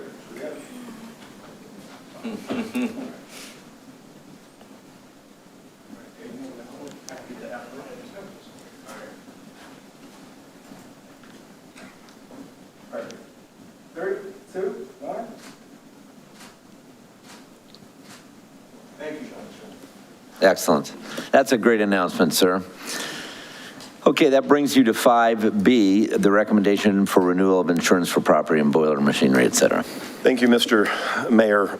Item 5B is fairly lengthy. It was already alluded to a moment ago. This is related to a recommendation for renewal of insurance for property and boiler machinery, excess workers' compensation, inland marine electronic data processing, contractors' equipment, crime and treasurer bond, excessive liability coverage, and cyber liability. The city is completing the annual renewal process for the reference policies for fiscal year 2024. We are assisted by our current broker of record, Arthur J. Gallagher Risk Management Services. The quotations are noted coverages for October 1st, 2023 through September 30th, 2024. They include for property and boiler machinery. There are currently two separate programs insuring these risks, one for city utility assets and a separate municipal program for all other city assets. The city's total insured values increased 28.28% on the municipal program based on a current replacement cost appraisal. The utility program values have increased 6.7%, which adds up to a combined increase across all insured values of 14.4%. Florida property insurance rates have dramatically increased, as we discussed a moment ago. These marketplace pressures have driven increased rates for both programs. The utility program rate has increased 44% at renewal, and the municipal program has increased by 85%. In addition, the named storm deductibles on the programs have increased from 2% to 5%. So all of that totals a total base increase from $3.8 million to $7,010,000. The current renewal premium is presented as a not to exceed, while our broker continues to negotiate with other underwriters to improve pricing and drive the lowest possible premiums. The city may add other carriers if they do provide terms that are more advantageous for the city. On excess workers' compensation, the city self-insures its workers' compensation program with a retention limit of $350,000. The incumbent is also Florida Municipal Insurance Trust, and they have again offered a competitive program for the excess coverage. The premium for fiscal year 24 will increase by $28,275. This increase is based upon a market rate increase of 6.8% combined with a decrease in payroll of 1.7%. FMIT is offering the renewal for an annual premium of $594,892. For inland marine electronic data processing, Hartford Insurance Company remains the carrier for this coverage, as they were the most competitive respondent. They provide coverage for lease and owned golf carts, mowers, electronic data processing equipment, and also a wheel loader. The 23 annual premium was $62,886. The annual premium for 24 is $68,823, representing a $5,957 increase. Inland Marine Contractors Equipment, Markel American Insurance Company is the most competitive respondent. They were selected to provide physical damage coverage for various equipment, including street sweepers and vacuum trucks. For this year's renewal, the total premium for 24 is $52,608, which is an increase of $4,980 compared to last year. For the crime and treasurer bond, FMIT remains the carrier for this coverage, as they were the most competitive respondent. The renewal premium remains the same as for FY24 at $4,263. For excess liability, the city is self-insured for auto, general, law enforcement, public officials, and employment practices liability. The current policy has a $5 million per occurrence limit for each type of coverage and a $500,000 self-insured retention for a total premium of $432,271. This is a 11% increase, and Munich is still the most competitive standalone carrier for this line of coverage. For cyber liability, Chubb Insurance Company is providing a renewal quote for the coverage, which is inclusive of network security and privacy liability, data breach fraud, and internet media liability. Chubb offered a renewal quote this year because of the city's compliance with their new underwriting guidelines that were incorporated last year. The coverage limit is $1 million, and the policy retention is $500,000. The premium for FY24 is $67,871, which is an 11% increase. The current cyber renewal premium is presented as a not to exceed. This is also while our broker continues to negotiate with other carriers and would provide an opportunity to change should another carrier have a more advantageous program for the city. Arthur J. Gallagher's annual brokerage service fee is $125,000 for FY24. This fee includes all lines of coverage currently handled by Gallagher and excludes all commissions. There was a chart indicating all of these different premiums that I just read included in the agenda item for the commission. Staff recommends that the commission approve renewing the utility, property, boiler, machinery quota share coverage, which utilizes multiple carriers, and the municipal property excess workers' compensation, crime and treasured bond policy through the Florida Municipal Insurance Trust, the inland marine and electronic data processing coverage through Hartford, and then contractors equipment through Markel, and cyber policy through Chubb. Excess liability would be through Munich, all of which have an October 1, 2023 effective date. All right, so is there a motion to approve? Motion to approve. Second. And discussion by commissioners. I've got a question. Yes, Commissioner Simmons. Could you explain how the self-insurance works? Yes, sir. I will yield to our risk and purchasing director, Joyce Diaz. Morning, Joyce Diaz, Risk and Purchasing Director. So your question is how the self-insurance works? Right. It works similar to a deductible, to simplify it. So, for example, on our workers' compensation, the first $350,000 on a claim is what the city pays directly, and then anything over that amount, we're reimbursed from that excess carrier. So it gives us a stopgap where it's not an unlimited amount that we have to pay for a claim. So how many of our policies that, if you know offhand, do we use self-insurance? Most all of our policies. Oh, really? Yeah. Okay. Some of them have a very small self-insured retention, depends on the policy, but most of our number of claims, yes, are self-insured first before the excess policy kicks in. So we accumulate monies for that purpose, for self-insurance purposes? Yes, we do. We have an audit done every year that provides the finance department what the city's liability is based on the claims and the reserves that are needed to pay for those self-insured retention pieces. Thank you. Other questions by any members of the commission? Other questions by any members of the audience or comments? Seeing none, this is a voice vote. All those in favor signify by saying aye. Aye. Opposed, same. Unanimously passes. Item C.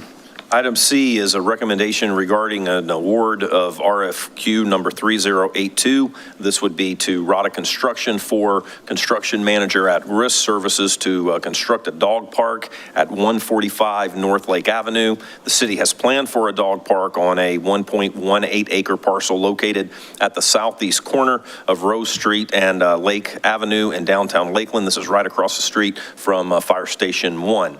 The park was quitclaim deeded to the city of Lakeland in 2021 from the Florida Department of Transportation. Only one submittal was received, and that was from Rada Construction. Construction will consist of a 6 feet tall decorative fence, 6 entry gates, dog sculptures, boulder retaining walls, concrete sidewalks, a specialty concrete, a dog water fountain, dog waste station, a dog wash station, benches, litter receptacles, a rain garden, and signage. Funds for construction of the dog park are budgeted in the Public Improvement Fund and the Downtown Community Redevelopment Agency.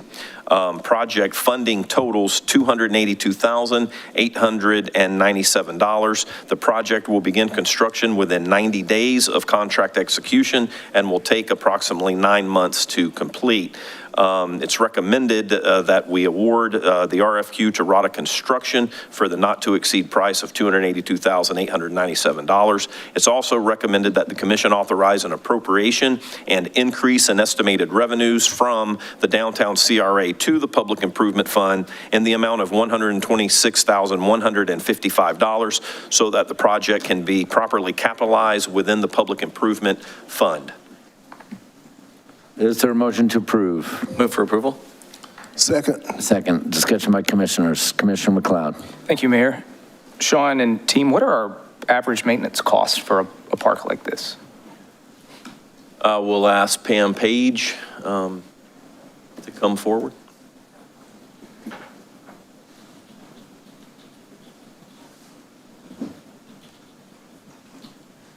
Good morning, Pam Page, Parks and Recreation and Cultural Arts. This is a good question.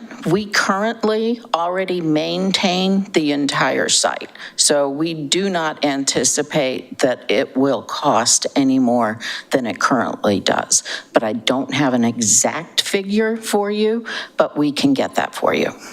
Thank you. Other questions? Commissioner Music. Currently, that is a retention area, correct? And how will it be multi-use? Will it be park and retention, or are we getting rid of the retention area? How's that working? No, it will function as it does now, as a retention basin.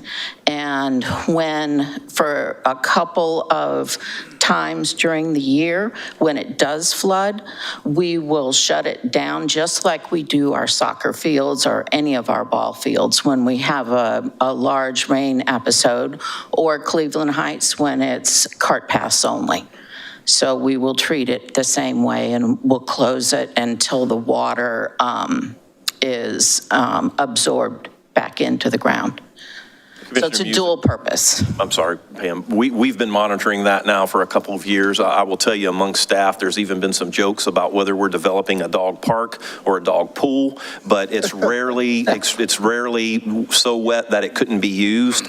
Even if you do have some standing water there, there's a lot of uplands that are around the perimeter where potentially we could still have the park opened. But our experience in monitoring that pretty closely is that it's not wet very often. Yeah, and I mean, getting a piece of property that was given to us, but then being able to make multi-use out of it with all of the apartments and whatnot are downtown, I think that's a great use for it. So, and the fact that we're already mowing it, I mean, yeah, there's going to be some ancillary costs, but thank you. And that there's nothing like it available downtown. Right. Yeah, for them. Other comments? Any from the audience?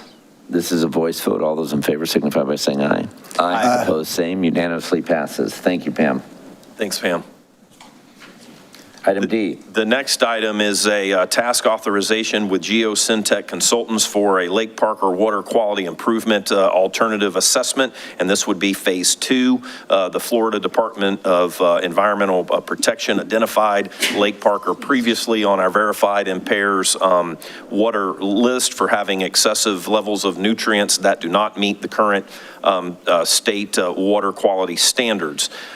We previously contracted with GeoSyntech Consultants for the first phase of a study on a vacant city-owned parcel of land located east of East Lake Parker Drive. This project is being undertaken by identifying innovative and effective methods to reduce nutrient concentrations in Lake Parker's surface water. This includes the second phase study will include a review of physical site conditions, evaluation of previously collected data, and completion of a desktop constraints analysis to assist with the identification and evaluation of potential water quality improvements projects for Lake Parker, utilizing former phosphate mining pit ponds and wetland areas on the vacant parcel that I referenced. This second phase of this project is proposed to collect the information necessary to complete hydraulic, hydrologic, and water quality modeling efforts to properly characterize site conditions and inform on the conceptualization of water quality improvement alternatives. The task authorization does include major elements of the study related to the former mining pit assessment, to soil and groundwater assessments, to permit determinations and pre-application meetings, preparation of draft and final technical memorandums, and progress meetings and project management throughout. We elected to choose GeoSyntech because this is, again, the second phase of work and is building upon the work they previously performed on this project during Phase 1. Funding is in the not-to-exceed amount of $237,249 and is provided in the fiscal year 23 Stormwater Utility Capital Improvement Plan. And so we would recommend executing the task authorization with GeoSyntech Consultants for this study as presented. Motion to approve? Motion to approve. Second. All right, and discussion by commissioners. Any by members of the audience? Seeing none, all those in favor signify by saying aye. Aye. Opposed, same, unanimously passes. Bringing us to item D. The next item is the award of a bid to Gibbs and Register for construction of the 5 Points Roundabout project, approval of the construction agreement with Gibbs and Register, and approval of an appropriation and increase in estimated revenues from the Transportation Fund. The 5 Points Roundabout project will construct a modern single-lane roundabout at the intersection of West Main Street, Bonnet Springs Boulevard, and Lemon Street. The intersection improvement project will reduce intersection delays, improve safety, and serve as a gateway feature to the downtown west development area. The engineer of record, Patel Green and Associates, completed the construction plans earlier this year. The city's purchasing department advertised the project for 30 days, but received no bid submittals. Consequently, that was extended the time of solicitation for 2 more weeks, and we notified approximately 400 qualified construction firms. The city received only 1 bid from Gibbs and Register in the amount of $2,207,555.90.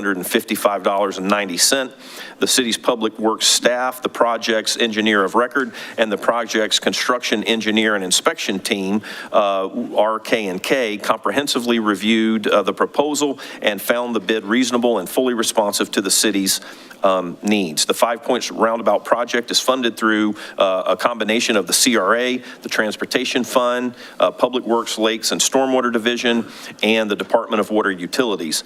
An appropriation from the Transportation Fund's unappropriated surplus in the amount of $203,300 is needed to fully fund the construction of the project and to provide about $75,000 in contingency budgeting. Staff recommends that we authorize with Gibbs and Register the 5 Point Roundabout project and authorize the appropriate city officials to execute the construction agreement in the amount that was presented and to authorize the appropriation as presented.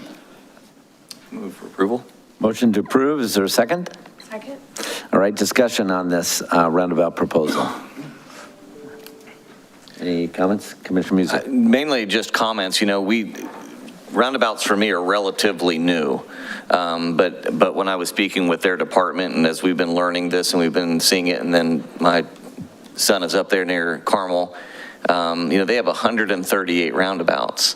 And I think it was Ryan that had sent me a YouTube video of that area, and not only the safety and the speed at which traffic continues to flow, that, you know, I've become a real big fan of roundabouts. And obviously we've got costs and things that we need to incur, but I think that it's going to be great for that area. It's an area that's on the upswing. There's a lot of, with Bonnet Springs and all the, you know, the real estate going up around there. So I'm excited to see it, and I hope we get more of those things. Commissioner McLeod. Thank you, Mayor. And in addition to the roundabout, I appreciate the discussion you all had on Friday about connectivity to the park under the bridge, and that was a great discussion, and I know that's a priority for our commission.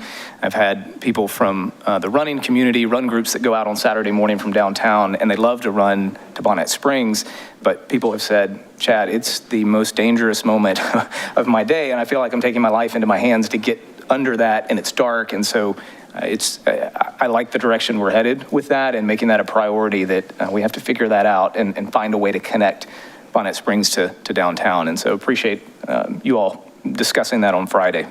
Yes, and with respect to this, that's irrespective of what we get done on the other side. This is the right thing to do on this side, and let's us get going and make it move forward. I think most of the resistance to roundabouts comes from people who primarily haven't used them much. I have spent hours in aggregate of my life at this intersection that I could clock, and in most cases with no one moving through it. And it's a perfect case in point where roundabouts just work as you come up and approach these things. And as we have more of them, that will become less of an issue. It reduces accidents, it reduces wait time, it increases the ability for you to move fluidly through a city, and to do it in a way that causes the least amount of limitations. And so that's pretty exciting to be able to think about how we improve our traffic flow as a result of that going forward. And I think this is so well conceived by our traffic department, so we're very, very grateful for that. Commissioner Matten. Thank you, Mayor. And it is, you feel like, you know, you wish that the same presentation that we had on Friday could just be, you know, on a, you know, repeating a dial, because really we're up against CSX, and, you know, it's sort of like with the road diet, it's a state road, you know, how much can we really do?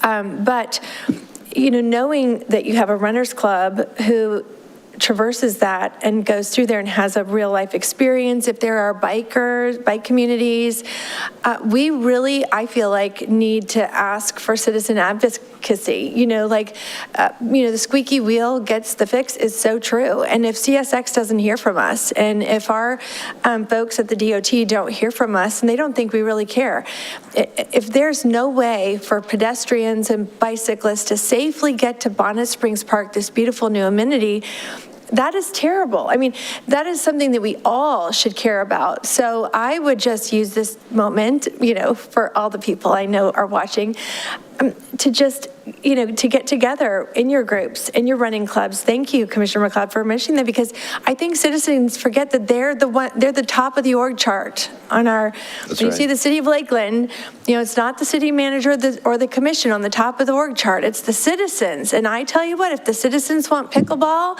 somehow you start to see pickleball. If you get the t-shirts on and you come to the meeting and you stay till midnight, somehow your voice gets heard and things change. And so we are limited on what we can do. And this roundabout is a start at making that a safer intersection.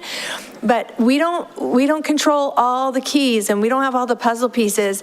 So I think that if you care about getting our city safe and pedestrian and bike friendly and getting our neighbors, it is a shame that we could have neighbors living so close you could practically throw a football, you know, across that railroad track and get it into the park, but you can't get there safely with your children.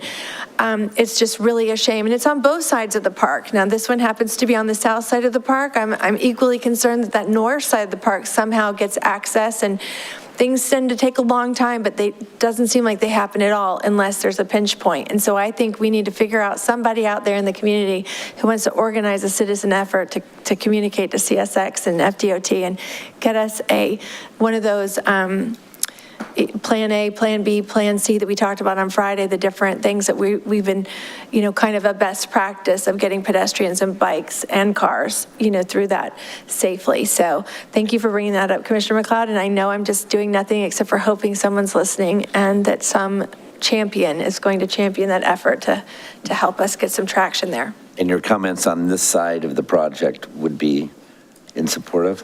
Yes, so I think this is a piece of the puzzle. But there's a lot more pieces that have to come together. Got it. Yes, City Manager Strauss. Yes, if I may, to those comments, and certainly, talking about the South and this project and that seeming, like that solution is further out there on the horizon. There are some other options that we're going to be discussing really soon with commissioners that could potentially make some improvements from the east of the location. That would be probably much faster to accomplish. So we'll be having some discussions soon. But to your point, the mayor and several of our city staff members attended a meeting with me to talk with some of those stakeholders to try to start devising maybe a faster solution, at least from on the east side, knowing that the south side and the north side are probably going to be longer term ventures. And so we'll be discussing that, and there'll be a public discussion on that very soon. Great, thank you. All right, any other discussion on this proposal? Any questions or discussion by members of the audience? Seeing none, all those in favor signify by saying aye. Aye. Opposed, same. Unanimously passes. Outstanding work. Thank you for that. Looking forward to that. And our timing on this, which it said at the end, was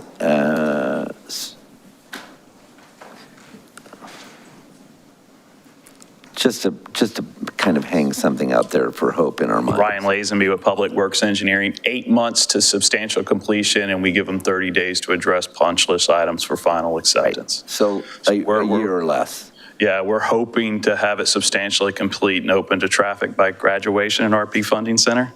Perfect. A good goal. It's always good to have deadlines, right? All right, that brings us to item F, sir. My final item this morning, Mr. Mayor, is a recommendation for a task authorization with Rummel, Klepper, and Call, referred to as RK&K. I mentioned them in the previous item, and this is to provide construction, engineering, and inspection services for the previous item that we just discussed, the 5 Points roundabout project. These CE&I services are required during the construction of the project. The city's Public Works Department solicited a proposal from RK&K through the city's municipal engineering continuing contracts list to provide these services for the project we've discussed. Under the task authorization, RK&K will provide the services in an amount not to exceed $202,232. There is a scope of services that has been provided for in this agreement. Funding for the project and these services are currently budgeted for within the Transportation Fund. It's recommended that we execute the task authorization for the CE&I services with RK&K for the project as presented. Is there a motion? Motion to approve. Second. All right, and discussion by commissioners? Very much aligned to the last one. Anybody, by members of the audience? Seeing none, all those in favor signify by saying aye. Aye. Opposed, same, unanimously passes. And that brings us to utility C1. Actually, we're on miscellaneous under city attorney. All right, I did that again. I am so sorry. All right, we have several items. 6B1, I'm sorry. For your consideration this morning, 6B1 is a proposed funding agreement in the amount of $685,000 between the City of Lakeland, Carrefour Supportive Housing, and Allegra Point LLC for Griffin Lofts, which is a proposed affordable rental housing community to be located at 225 Griffin Road. That is just to the east of the Home Depot in North Lakeland. It's on the north side of Griffin Road there. Back in 2021, the federal government awarded the City of Lakeland $1,401,459 of American Rescue Plan Act, or ARPA funds, to be used for individuals at risk of homelessness. The city, in turn, issued an RFP back in January of this year to developers that are interested in providing that affordable rental housing product in the city. We had 2 respondents to the RFP. First was Carrefour Supportive Housing in Allegra Point, and then the second respondent was Gospel Village. The city's Affordable Housing Review Committee met to review the respondents to the RFP and voted to recommend that $685,000 be allocated to each of those proposed developers. The remaining $31,459 would be retained by the city for administrative costs. So we are recommending that the City Commission approve a funding agreement with Carrefour Supportive Housing in Allegra Point, LLC, for their project in the amount of $685,000. Michael Smith with the Housing Division is here if you have any questions about the specific project. I need a motion for this. Motion to, go ahead. Move to approve. Second. Right, and then Mike, maybe if you have any round out comments you want to make at all? While he's coming up, I should say that this is not, the agreement with Gospel Village will be forthcoming.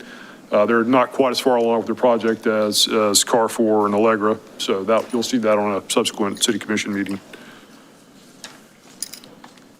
Mike Smith, City of Lakeland Housing Programs Manager. So this project, we're excited to see both of these projects. The Affordable Housing Review Committee approved, after looking at them, that they're both qualified projects. They are geared towards the extremely low income and low income, those at risk for homelessness. And it's really these types of funding sources are the only ways we get new construction and multifamily for those categories. So we are very excited. It's 60 units, 38 of which will be for 1 bedrooms, 22 2 bedrooms. And they do have 6 units funded through our funding that will go through the continuum of care through the Homeless Coalition. Excellent. Any questions by commissioners, comments? Any by members of the audience? This is a voice vote. All those in favor signify by saying aye. Aye. Opposed, same. Unanimously passes excitedly. Thank you for putting that together. This is the very, very difficulty that most people don't want to battle through that we're doing, and we're very, very grateful for it. So thank you. Thank you. Item 2. Item 2 is a proposed renewal of the city's existing contract with Southeast Equipment Services out of Lakeland for the provision of maintenance services for the city's high service pumps at our water treatment plants, as well as several booster stations that we have in our service territory. Southeast Equipment is proposing to provide the same maintenance services as they have been, at the same rates as they have been. The city's water department budgets $150,000 annually for this service, and the rates that Southeast has quoted to the city are consistent with that budgeted amount of $150,000. That is recommended for your approval. Is there a motion? Move for approval? Second. And a second, okay. Discussion by commissioners? Any members of the audience? Seeing none, all those in favor signify by saying aye. Aye. Opposed, same. Unanimously passes. All right, you spoke of the challenges that David Bahan was facing as a water utility director, and this is one that he's been working on for quite a while now. This is a proposed settlement agreement with Duke Energy of Florida, LLC. Duke Energy has filed an eminent domain lawsuit against the city related to their project to extend a transmission line from their Osprey Energy Center in Auburndale to an existing Kathleen substation far to the north of Lakeland on US Highway 98 North. It's about a 26.2-mile long route. I should say the city in turn has filed an administrative challenge to their DEP permit related to that project. The rub is that their route runs directly through the city's northeast well field, which is located off of Old Polk City Road in northeast Lakeland. The city currently holds a water use permit from the Southwest Florida Waters Management District for that northeast well field in the amount of 4 million gallons per day for MGD. That is for pumping water from the upper Florida aquifer. That's a permit to pump water from the upper Florida aquifer is hard to come by these days. And that's really the whole reason why we are engaged with the Polk Regional Water Cooperative to, that is a whole endeavor to develop lower Florida aquifer resources for the future. And that's a very expensive endeavor. So we're obviously very sensitive about, a potential transmission line route going through the well field. Because of that, the parties, Duke and the city and numerous subject matter experts have been engaged in the extensive discussions and negotiations and study of alternatives related to this. And we feel like we've reached a mutually satisfactory solution to Duke's proposed project through the Northeast Well Field, and that is embodied in the settlement agreement that's before you. The material terms and conditions of the settlement agreement between Duke and the city are the following. Duke Energy will modify the route of its transmission line through the Northeast Well Field to locate their transmission line entirely on uplands through the well field, and that will avoid all jurisdictional wetlands. So that goes a long way right there to helping our concerns with the project. We've found a way to thread the needle through various different wetlands and span wetlands where the transmission line needed to go over those wetlands. So we feel comfortable with the route that has been chosen at this point. Secondly, Duke will install their foundations for their transmission towers in accordance with a very specific construction methodology. We have agreed on a methodology that is essentially used for the installation of pillars for bridges and the construction of bridges. I'm at the risk of a layperson talking about this. We do have experts that can go into it. Essentially, once the holes are dug, well, they'll be dug with a concrete bentonite slurry. And when the concrete is pumped for the foundations into the holes, it'll be under the pressure of that slurry. The concrete and the residual bentonite concrete slurry will be pushed into the surrounding walls of the hole and seal the hole so there won't be any leakage as a result of the installation of those towers. That's been thoroughly studied by numerous experts, and we're feeling good about that methodology as well. I think there's a level of comfort there that we're willing to recommend that to you. Third item in the settlement agreement is that Duke will not construct any new roads or alter the elevation or grade of any existing roads within the Northeast Well Field. I mean, they will have the ability to stabilize existing roads. And if there are wet areas that they have to traverse, they have the ability to essentially install geo mats that will then be removed once you're done with the project. So that's important to us to not alter the flow of the surface water out there that might result in adverse consequences to the wetlands. Next, no herbicides or pesticides will be used on the Northeast Well Field at any time. Any trees or vegetation that have to be removed or maintained related to Duke's project will be cleared by hand and not machine. As far as compensation, Duke will pay a total of $4,617,484.75 to resolve this matter. That figure includes compensation for the purchase of the easements that Duke needs through the wetland, which actually reflects double the appraised value of those easements. It also covers the fees and costs that the city has incurred for its outside attorneys and experts that have studied this project, and also covers future monitoring costs. The city's obviously going to have to monitor the effects of the Duke project on the wetlands out there. So that figure is included in that $4,600,000 figure. And finally, the most important thing to the city really is that Duke has agreed to indemnify and hold harmless the city from any adverse consequences resulting from their project. So this obligation includes the obligation on Duke's part to indemnify the city from any future reduction to the city's water use permit for the Northeast Well Field, any future denial of the city's application to renew the water use permit, a future renewal of the city's water use permit at a lower withdrawal amount than we have currently, any future denial of the city application to increase its permitted withdrawal from the Northeast well field. And just a quick note on that, right, our permit is for 4 million gallons per day, but through Segundo's efforts with a permit proceeding back in 2008, we were actually able to establish that that well field could actually be pumped to as much as 11 MGD without adverse environmental consequences. So there is a potential to expand the pumpage from that in the future, and that's obviously going to be an uphill battle given where we are now with the regulatory agencies. Then finally, they would indemnify and hold harmless the city from any costs incurred by the city to correct any kind of leakage that's occurring between the surface and the various different layers of the aquifer below the city's property there. I mean, that would all of those duties to indemnify would obviously be conditioned upon being established that the adverse consequence experienced by the city as a result of Duke's project. So we are very happy to be at the point we are at this point. A lot of people have worked on this in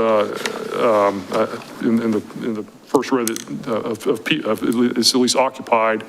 Got Segundo Fernandez in the middle, Tim Atkinson to the left. Just behind them, and they are our water lawyers, environmental lawyers that have worked on this project. I know you're familiar with them from other projects that we've dealt with. Chuck Drake with Tetra Tech is just behind them in the next row. Then you see Joe Costine there from the Water Department, David Bahan. I saw Sarah Malone here earlier. They were boots on the ground, really providing a reality check to all the plans that were being developed.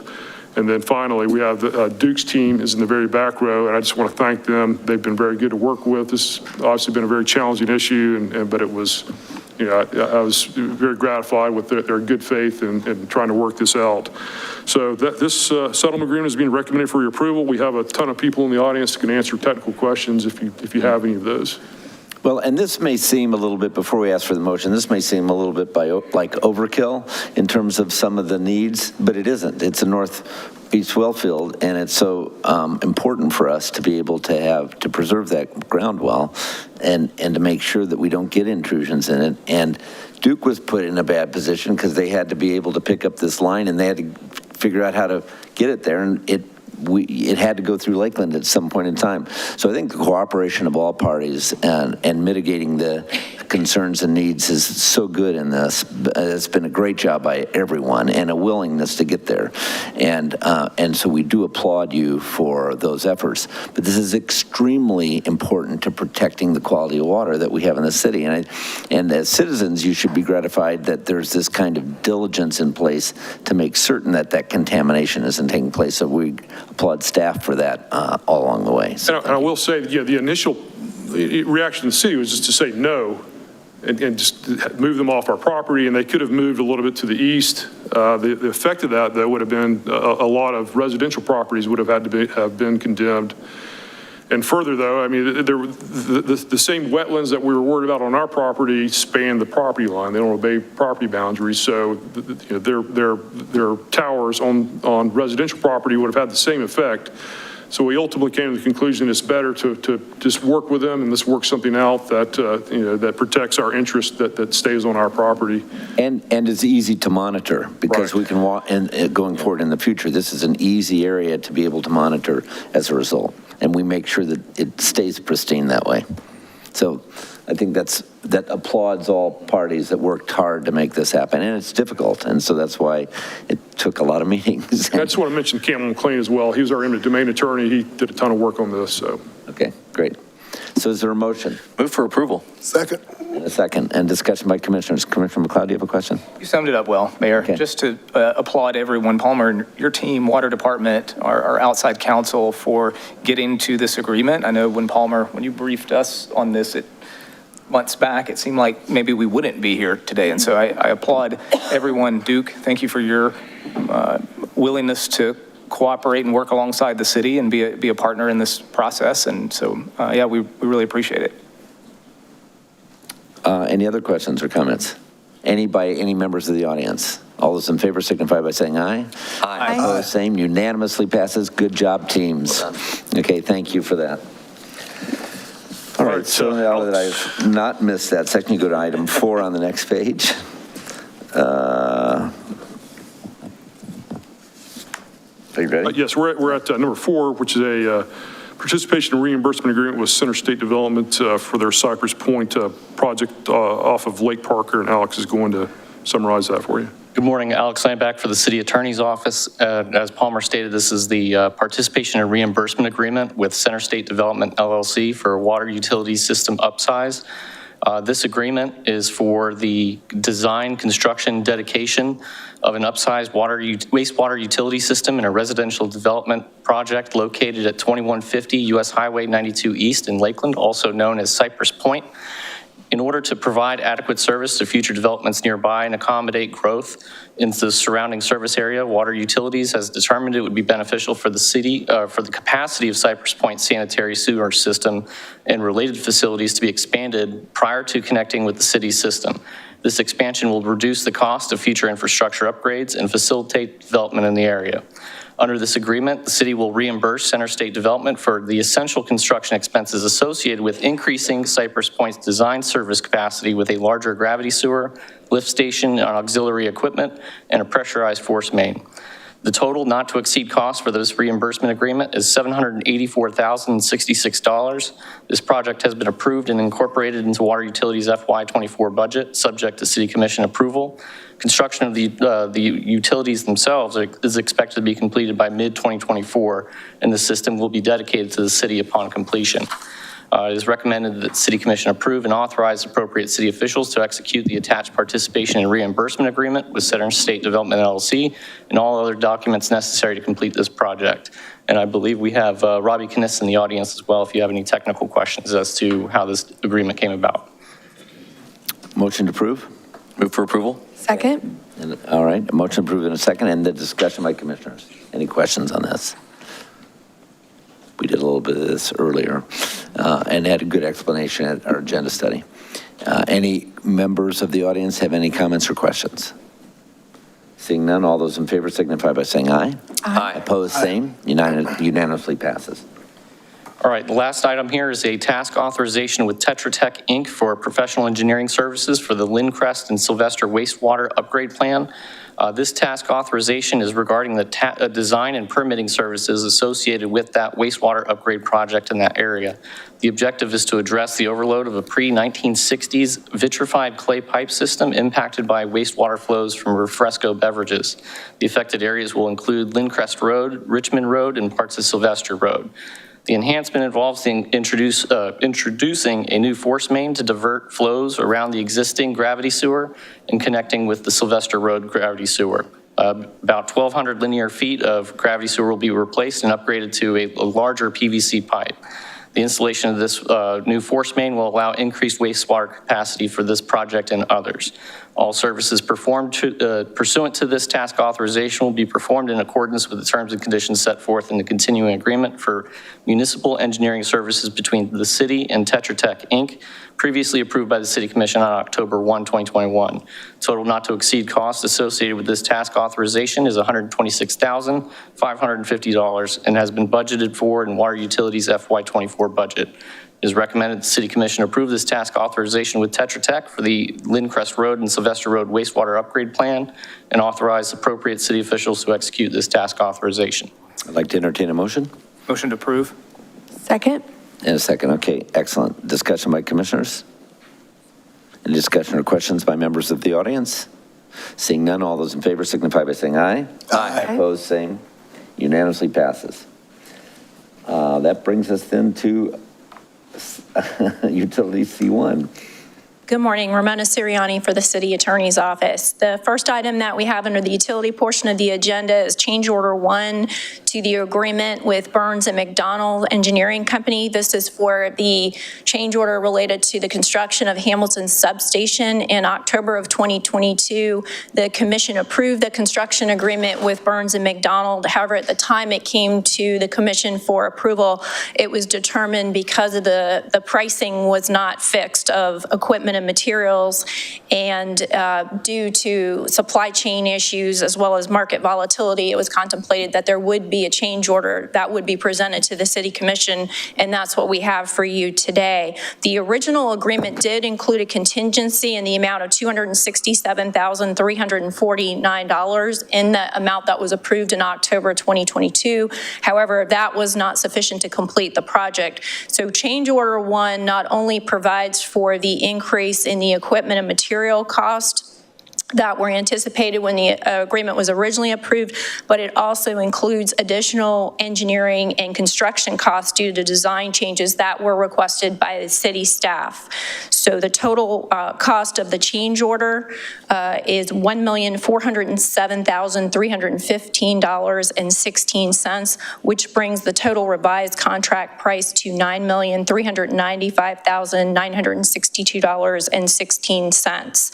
Upon your approval, Burns & McDonnell will complete the construction of the substation, which is expected to be operational by July 2024. And the total cost of the change order, again, $1,407,315.16. That is included in Lakeland Electric's FY24 budget, and we would ask the commission for favorable approval to change order number 1. Move for approval. Motion and a second. All right. Discussion by commissioners. Any discussion or questions by members of the audience? Seeing none, all those in favor signify by saying aye. Aye. Opposed, same, unanimously passes. Thank you. Item 2. The second item we have is a customer support agreement with Siemens Energy, Inc. This is for Macintosh Unit 5 and Macintosh Gas Turbine 2, or MGT2, distributed control systems. We have an existing contract for both of these systems that is set to expire at the end of this month for the T3000 distributed control system. That is comprised of hardware, software, and that will require part replacement and software patching.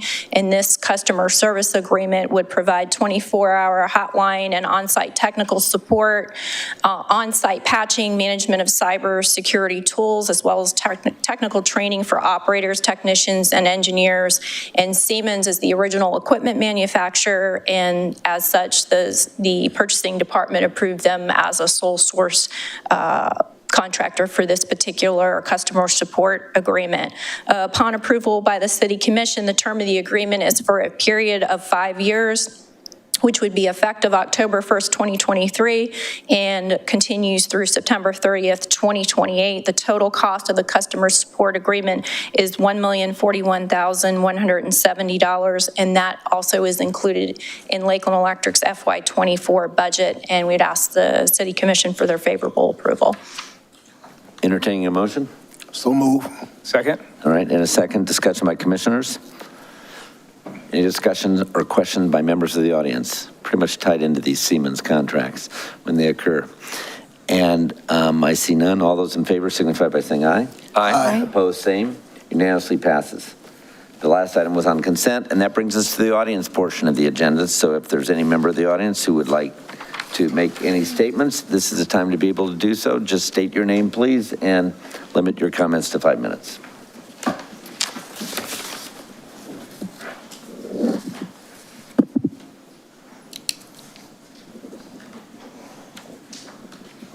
Right here is fine. Perfect. That's probably more comfortable for you. You can look at us. Okay. Good morning, everyone. Good morning. My name is Sue Grover. I am an employment specialist with a local nonprofit called Discoverability. And I just recently, I was told about this information and whatnot through Miss Mildred that runs the, I didn't write it down. Anyway, she runs a local organization that helps seniors. So she told me, I've been getting involved a little bit. But basically, so the agency I work for, Discoverability, we are contracted by the local government, by the Florida Department of Education, vocational rehabilitation, to assist individuals in finding employment.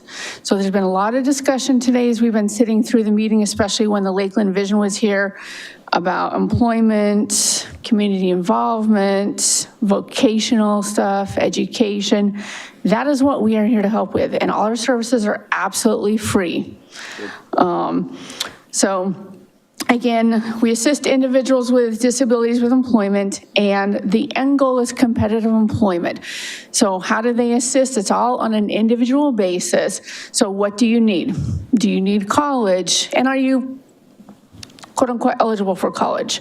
Because, yeah, maybe I want to go to college to be a doctor, but it's not feasible for me, so they're not going to pay for me to go to college to be a doctor. They may pay for that. They may pay for the assistance of a job coach to assist with finding employment. They may pay for, if you are working or looking for work and you need hearing aids and you need glasses or you need any other accommodations, they may pay for that. It is all free. And I just wanted to make the public aware of our services, and also because we need to partner with more companies, with more organizations. So there's already lots of agencies, companies, et cetera, that we partner with. We have had clients do work with the city of Winter Haven, with the city of Bartow. One of the services that we offer to a lot of our individuals is on-the-job training, in which an individual can become an employee of your company or organization for 3 months, but we are the employer of the record. We pay the wages, and there's no obligation to hire at the end. So it's basically an opportunity to win-win for everybody involved, an opportunity for you to get to know the person, for the person to get job skills, no obligation to hire at the end. I know Mr. Mayor, one of my clients, did an OJT at the Citrus Connections in the IT department, and he recently finished that. First week of September. On Friday, he finished that, and on Tuesday, after Labor Day, he was hired on. Nice. So we would just want to get the word out there. We have information, we have brochures for anybody that's more interested. Also, when I say disability, a lot of people think, oh, that's a more quote-unquote significant disability. It's not necessarily that. It's if I have problems with my knees, if I have problems with my back, if I have depression, anxiety, I have a bad heart, anything like that. So it encompasses a lot. And then just wanted to mention also that the area served, that our company Discoverability serves, I serve Polk County, myself and my coworkers, we serve Polk County, but we are based in Orlando.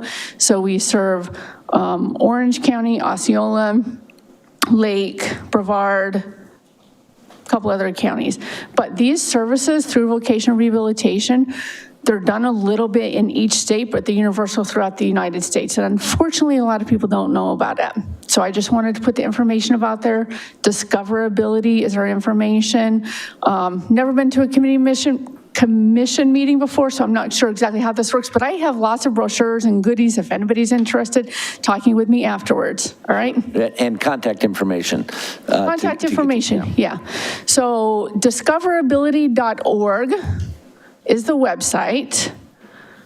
We are also on Facebook, Instagram, and another platform. My contact information is the first initial, my first name is S, my last name is Grover, like the Sesame Street character. So S Grover at Discoverability, it's all one word, discoverability.org. And then the company's phone number is 407-894-5051. That is where you can call or text. Perfect. Thank you very, very much, Grover. Thank you. Appreciate it. Anyone else that would like to make a comment?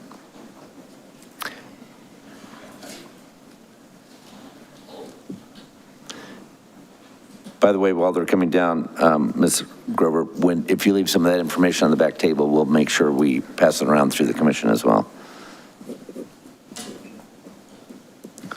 Hello, I'm Lorenzo Robinson, president of Paul A. Diggs Neighborhood Association. In the same neighborhood that we had a PAL program, and the PAL program is still there, but it's somewhat cut back. It's limited more or less in the formation of sports. Archery, football, cheerleading, which is definitely needed. There's no question about that. But for some reason, they eliminated tutoring. Tutoring was eliminated. After school programs were eliminated except for the sports.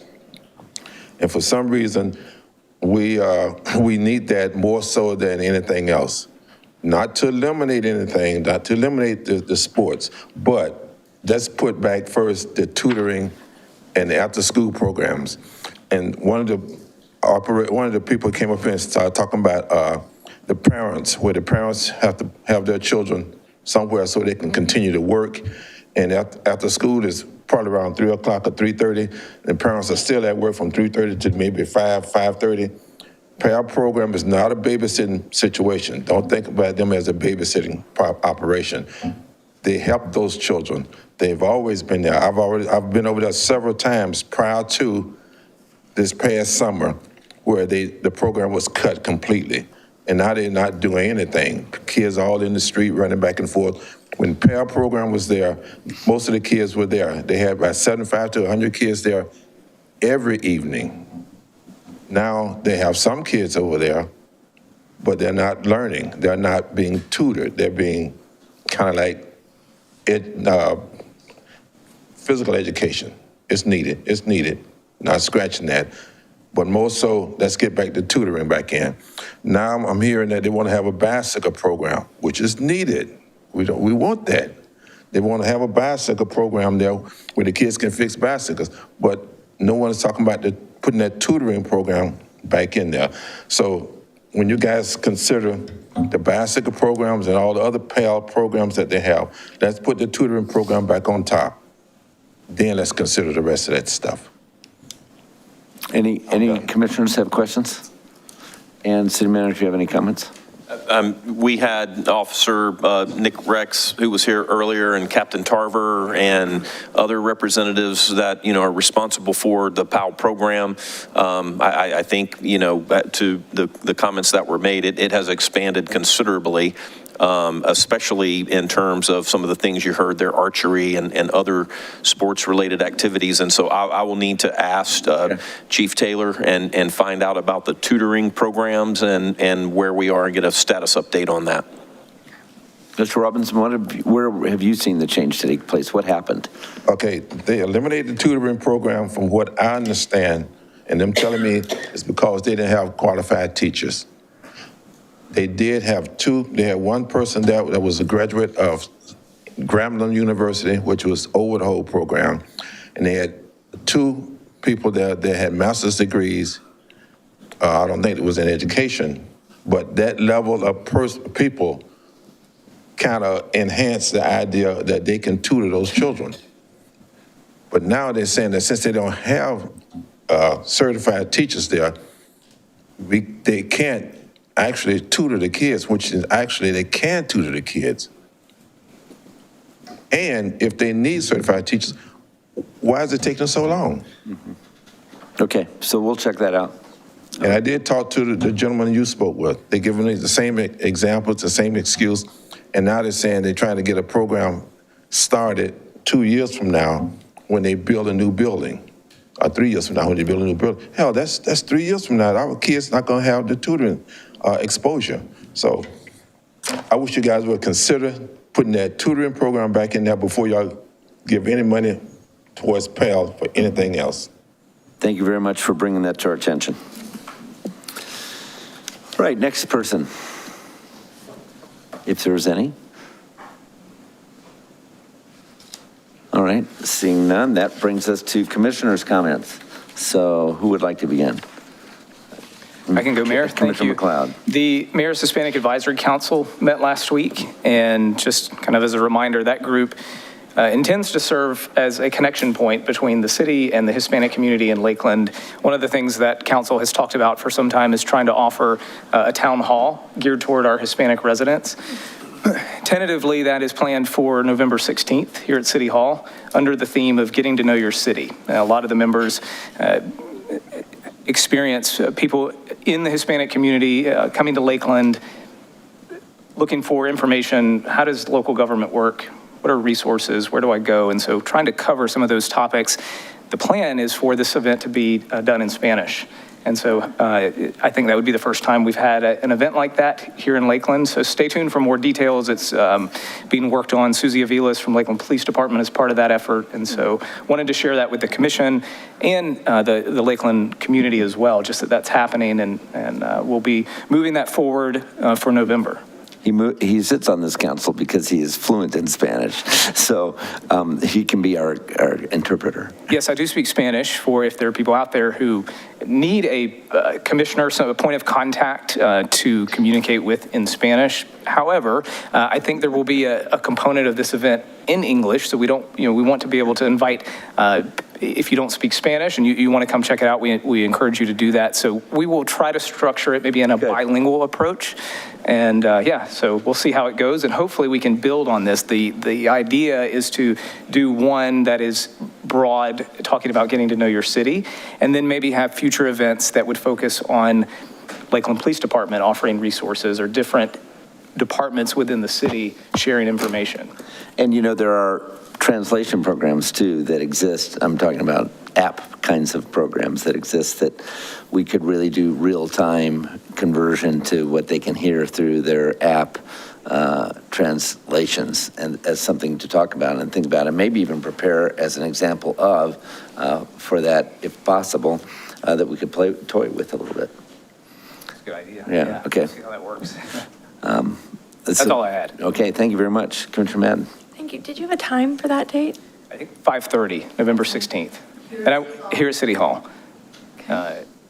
I will say it was a challenge finding a date. There's a lot happening in November here at City Hall between neighborhood association meetings and other things, so that was the first one we could get. Thank you so much for your Yeah. leadership in this. That's great.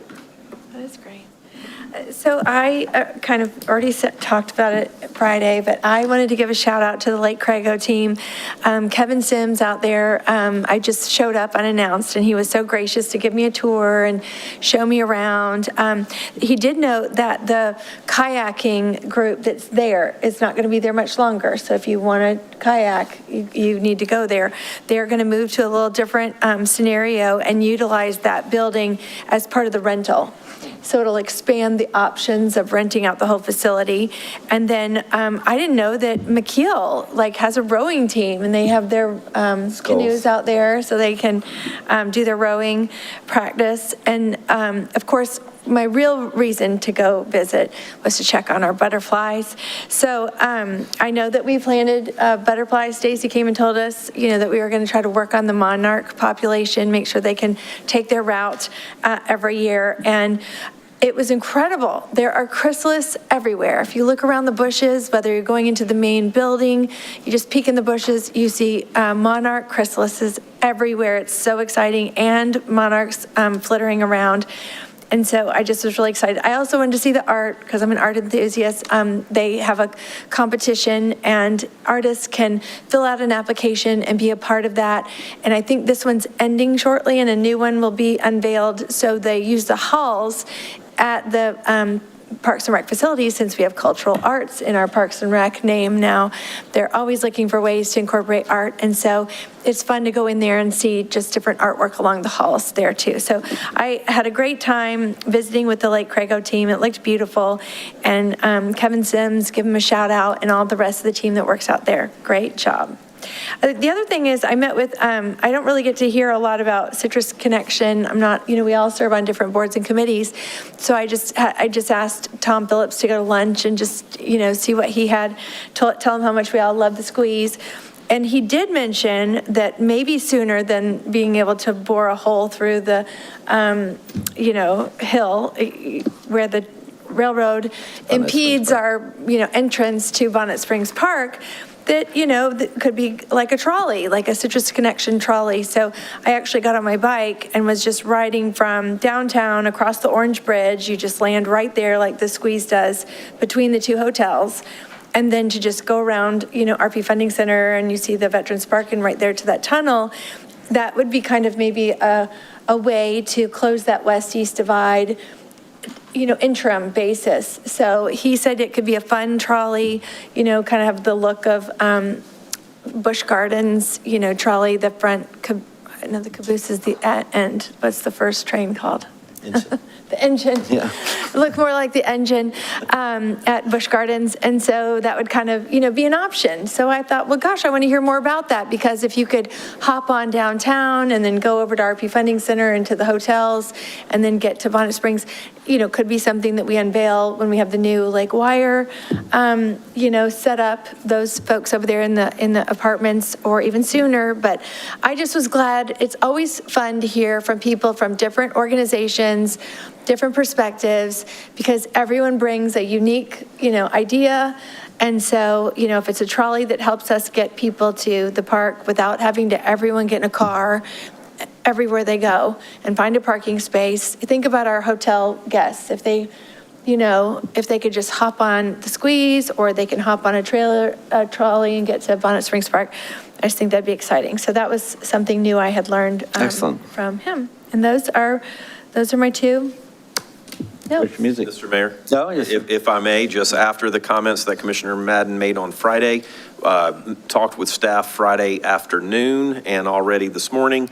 And so at our mid-October meeting, we'll be planning a pretty good and interesting update on the butterflies and some of the activities related to that. So look forward to that in mid-October. Okay, I'm sure their pictures will be much better than mine. I thought maybe I could give Kevin my pictures, but they're not very good. Got some pretty neat plans for mid-October. Okay, thank you. I really don't have anything, just to congratulate David again. It's nice when we have people that we can keep for so long and keep that knowledge and experience going, and so just congratulations again. I agree. Commissioner Simmons. I'd just like to follow up with Mr. Robinson's comment regarding PAL. I've driven by Simpson Park, and I've seen all the cheerleaders out there and the athletic kids out there in there doing their events.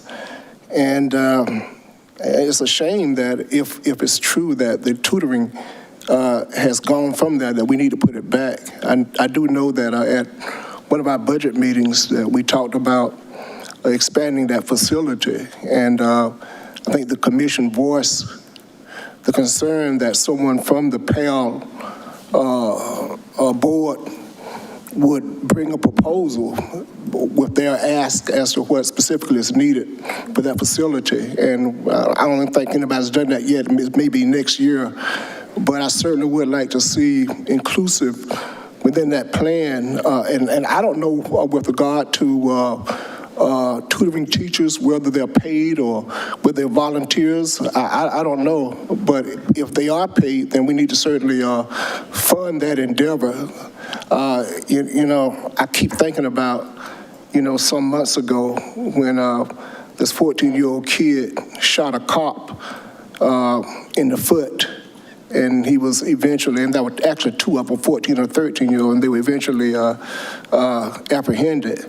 And I keep thinking that we need situations where our young kids actually have healthy mental, emotional endeavors that they can apply themselves to, as opposed to doing anything else that may be gang-related or something, nefarious. So, I would like to see that tutoring program come back to life if it has gone out.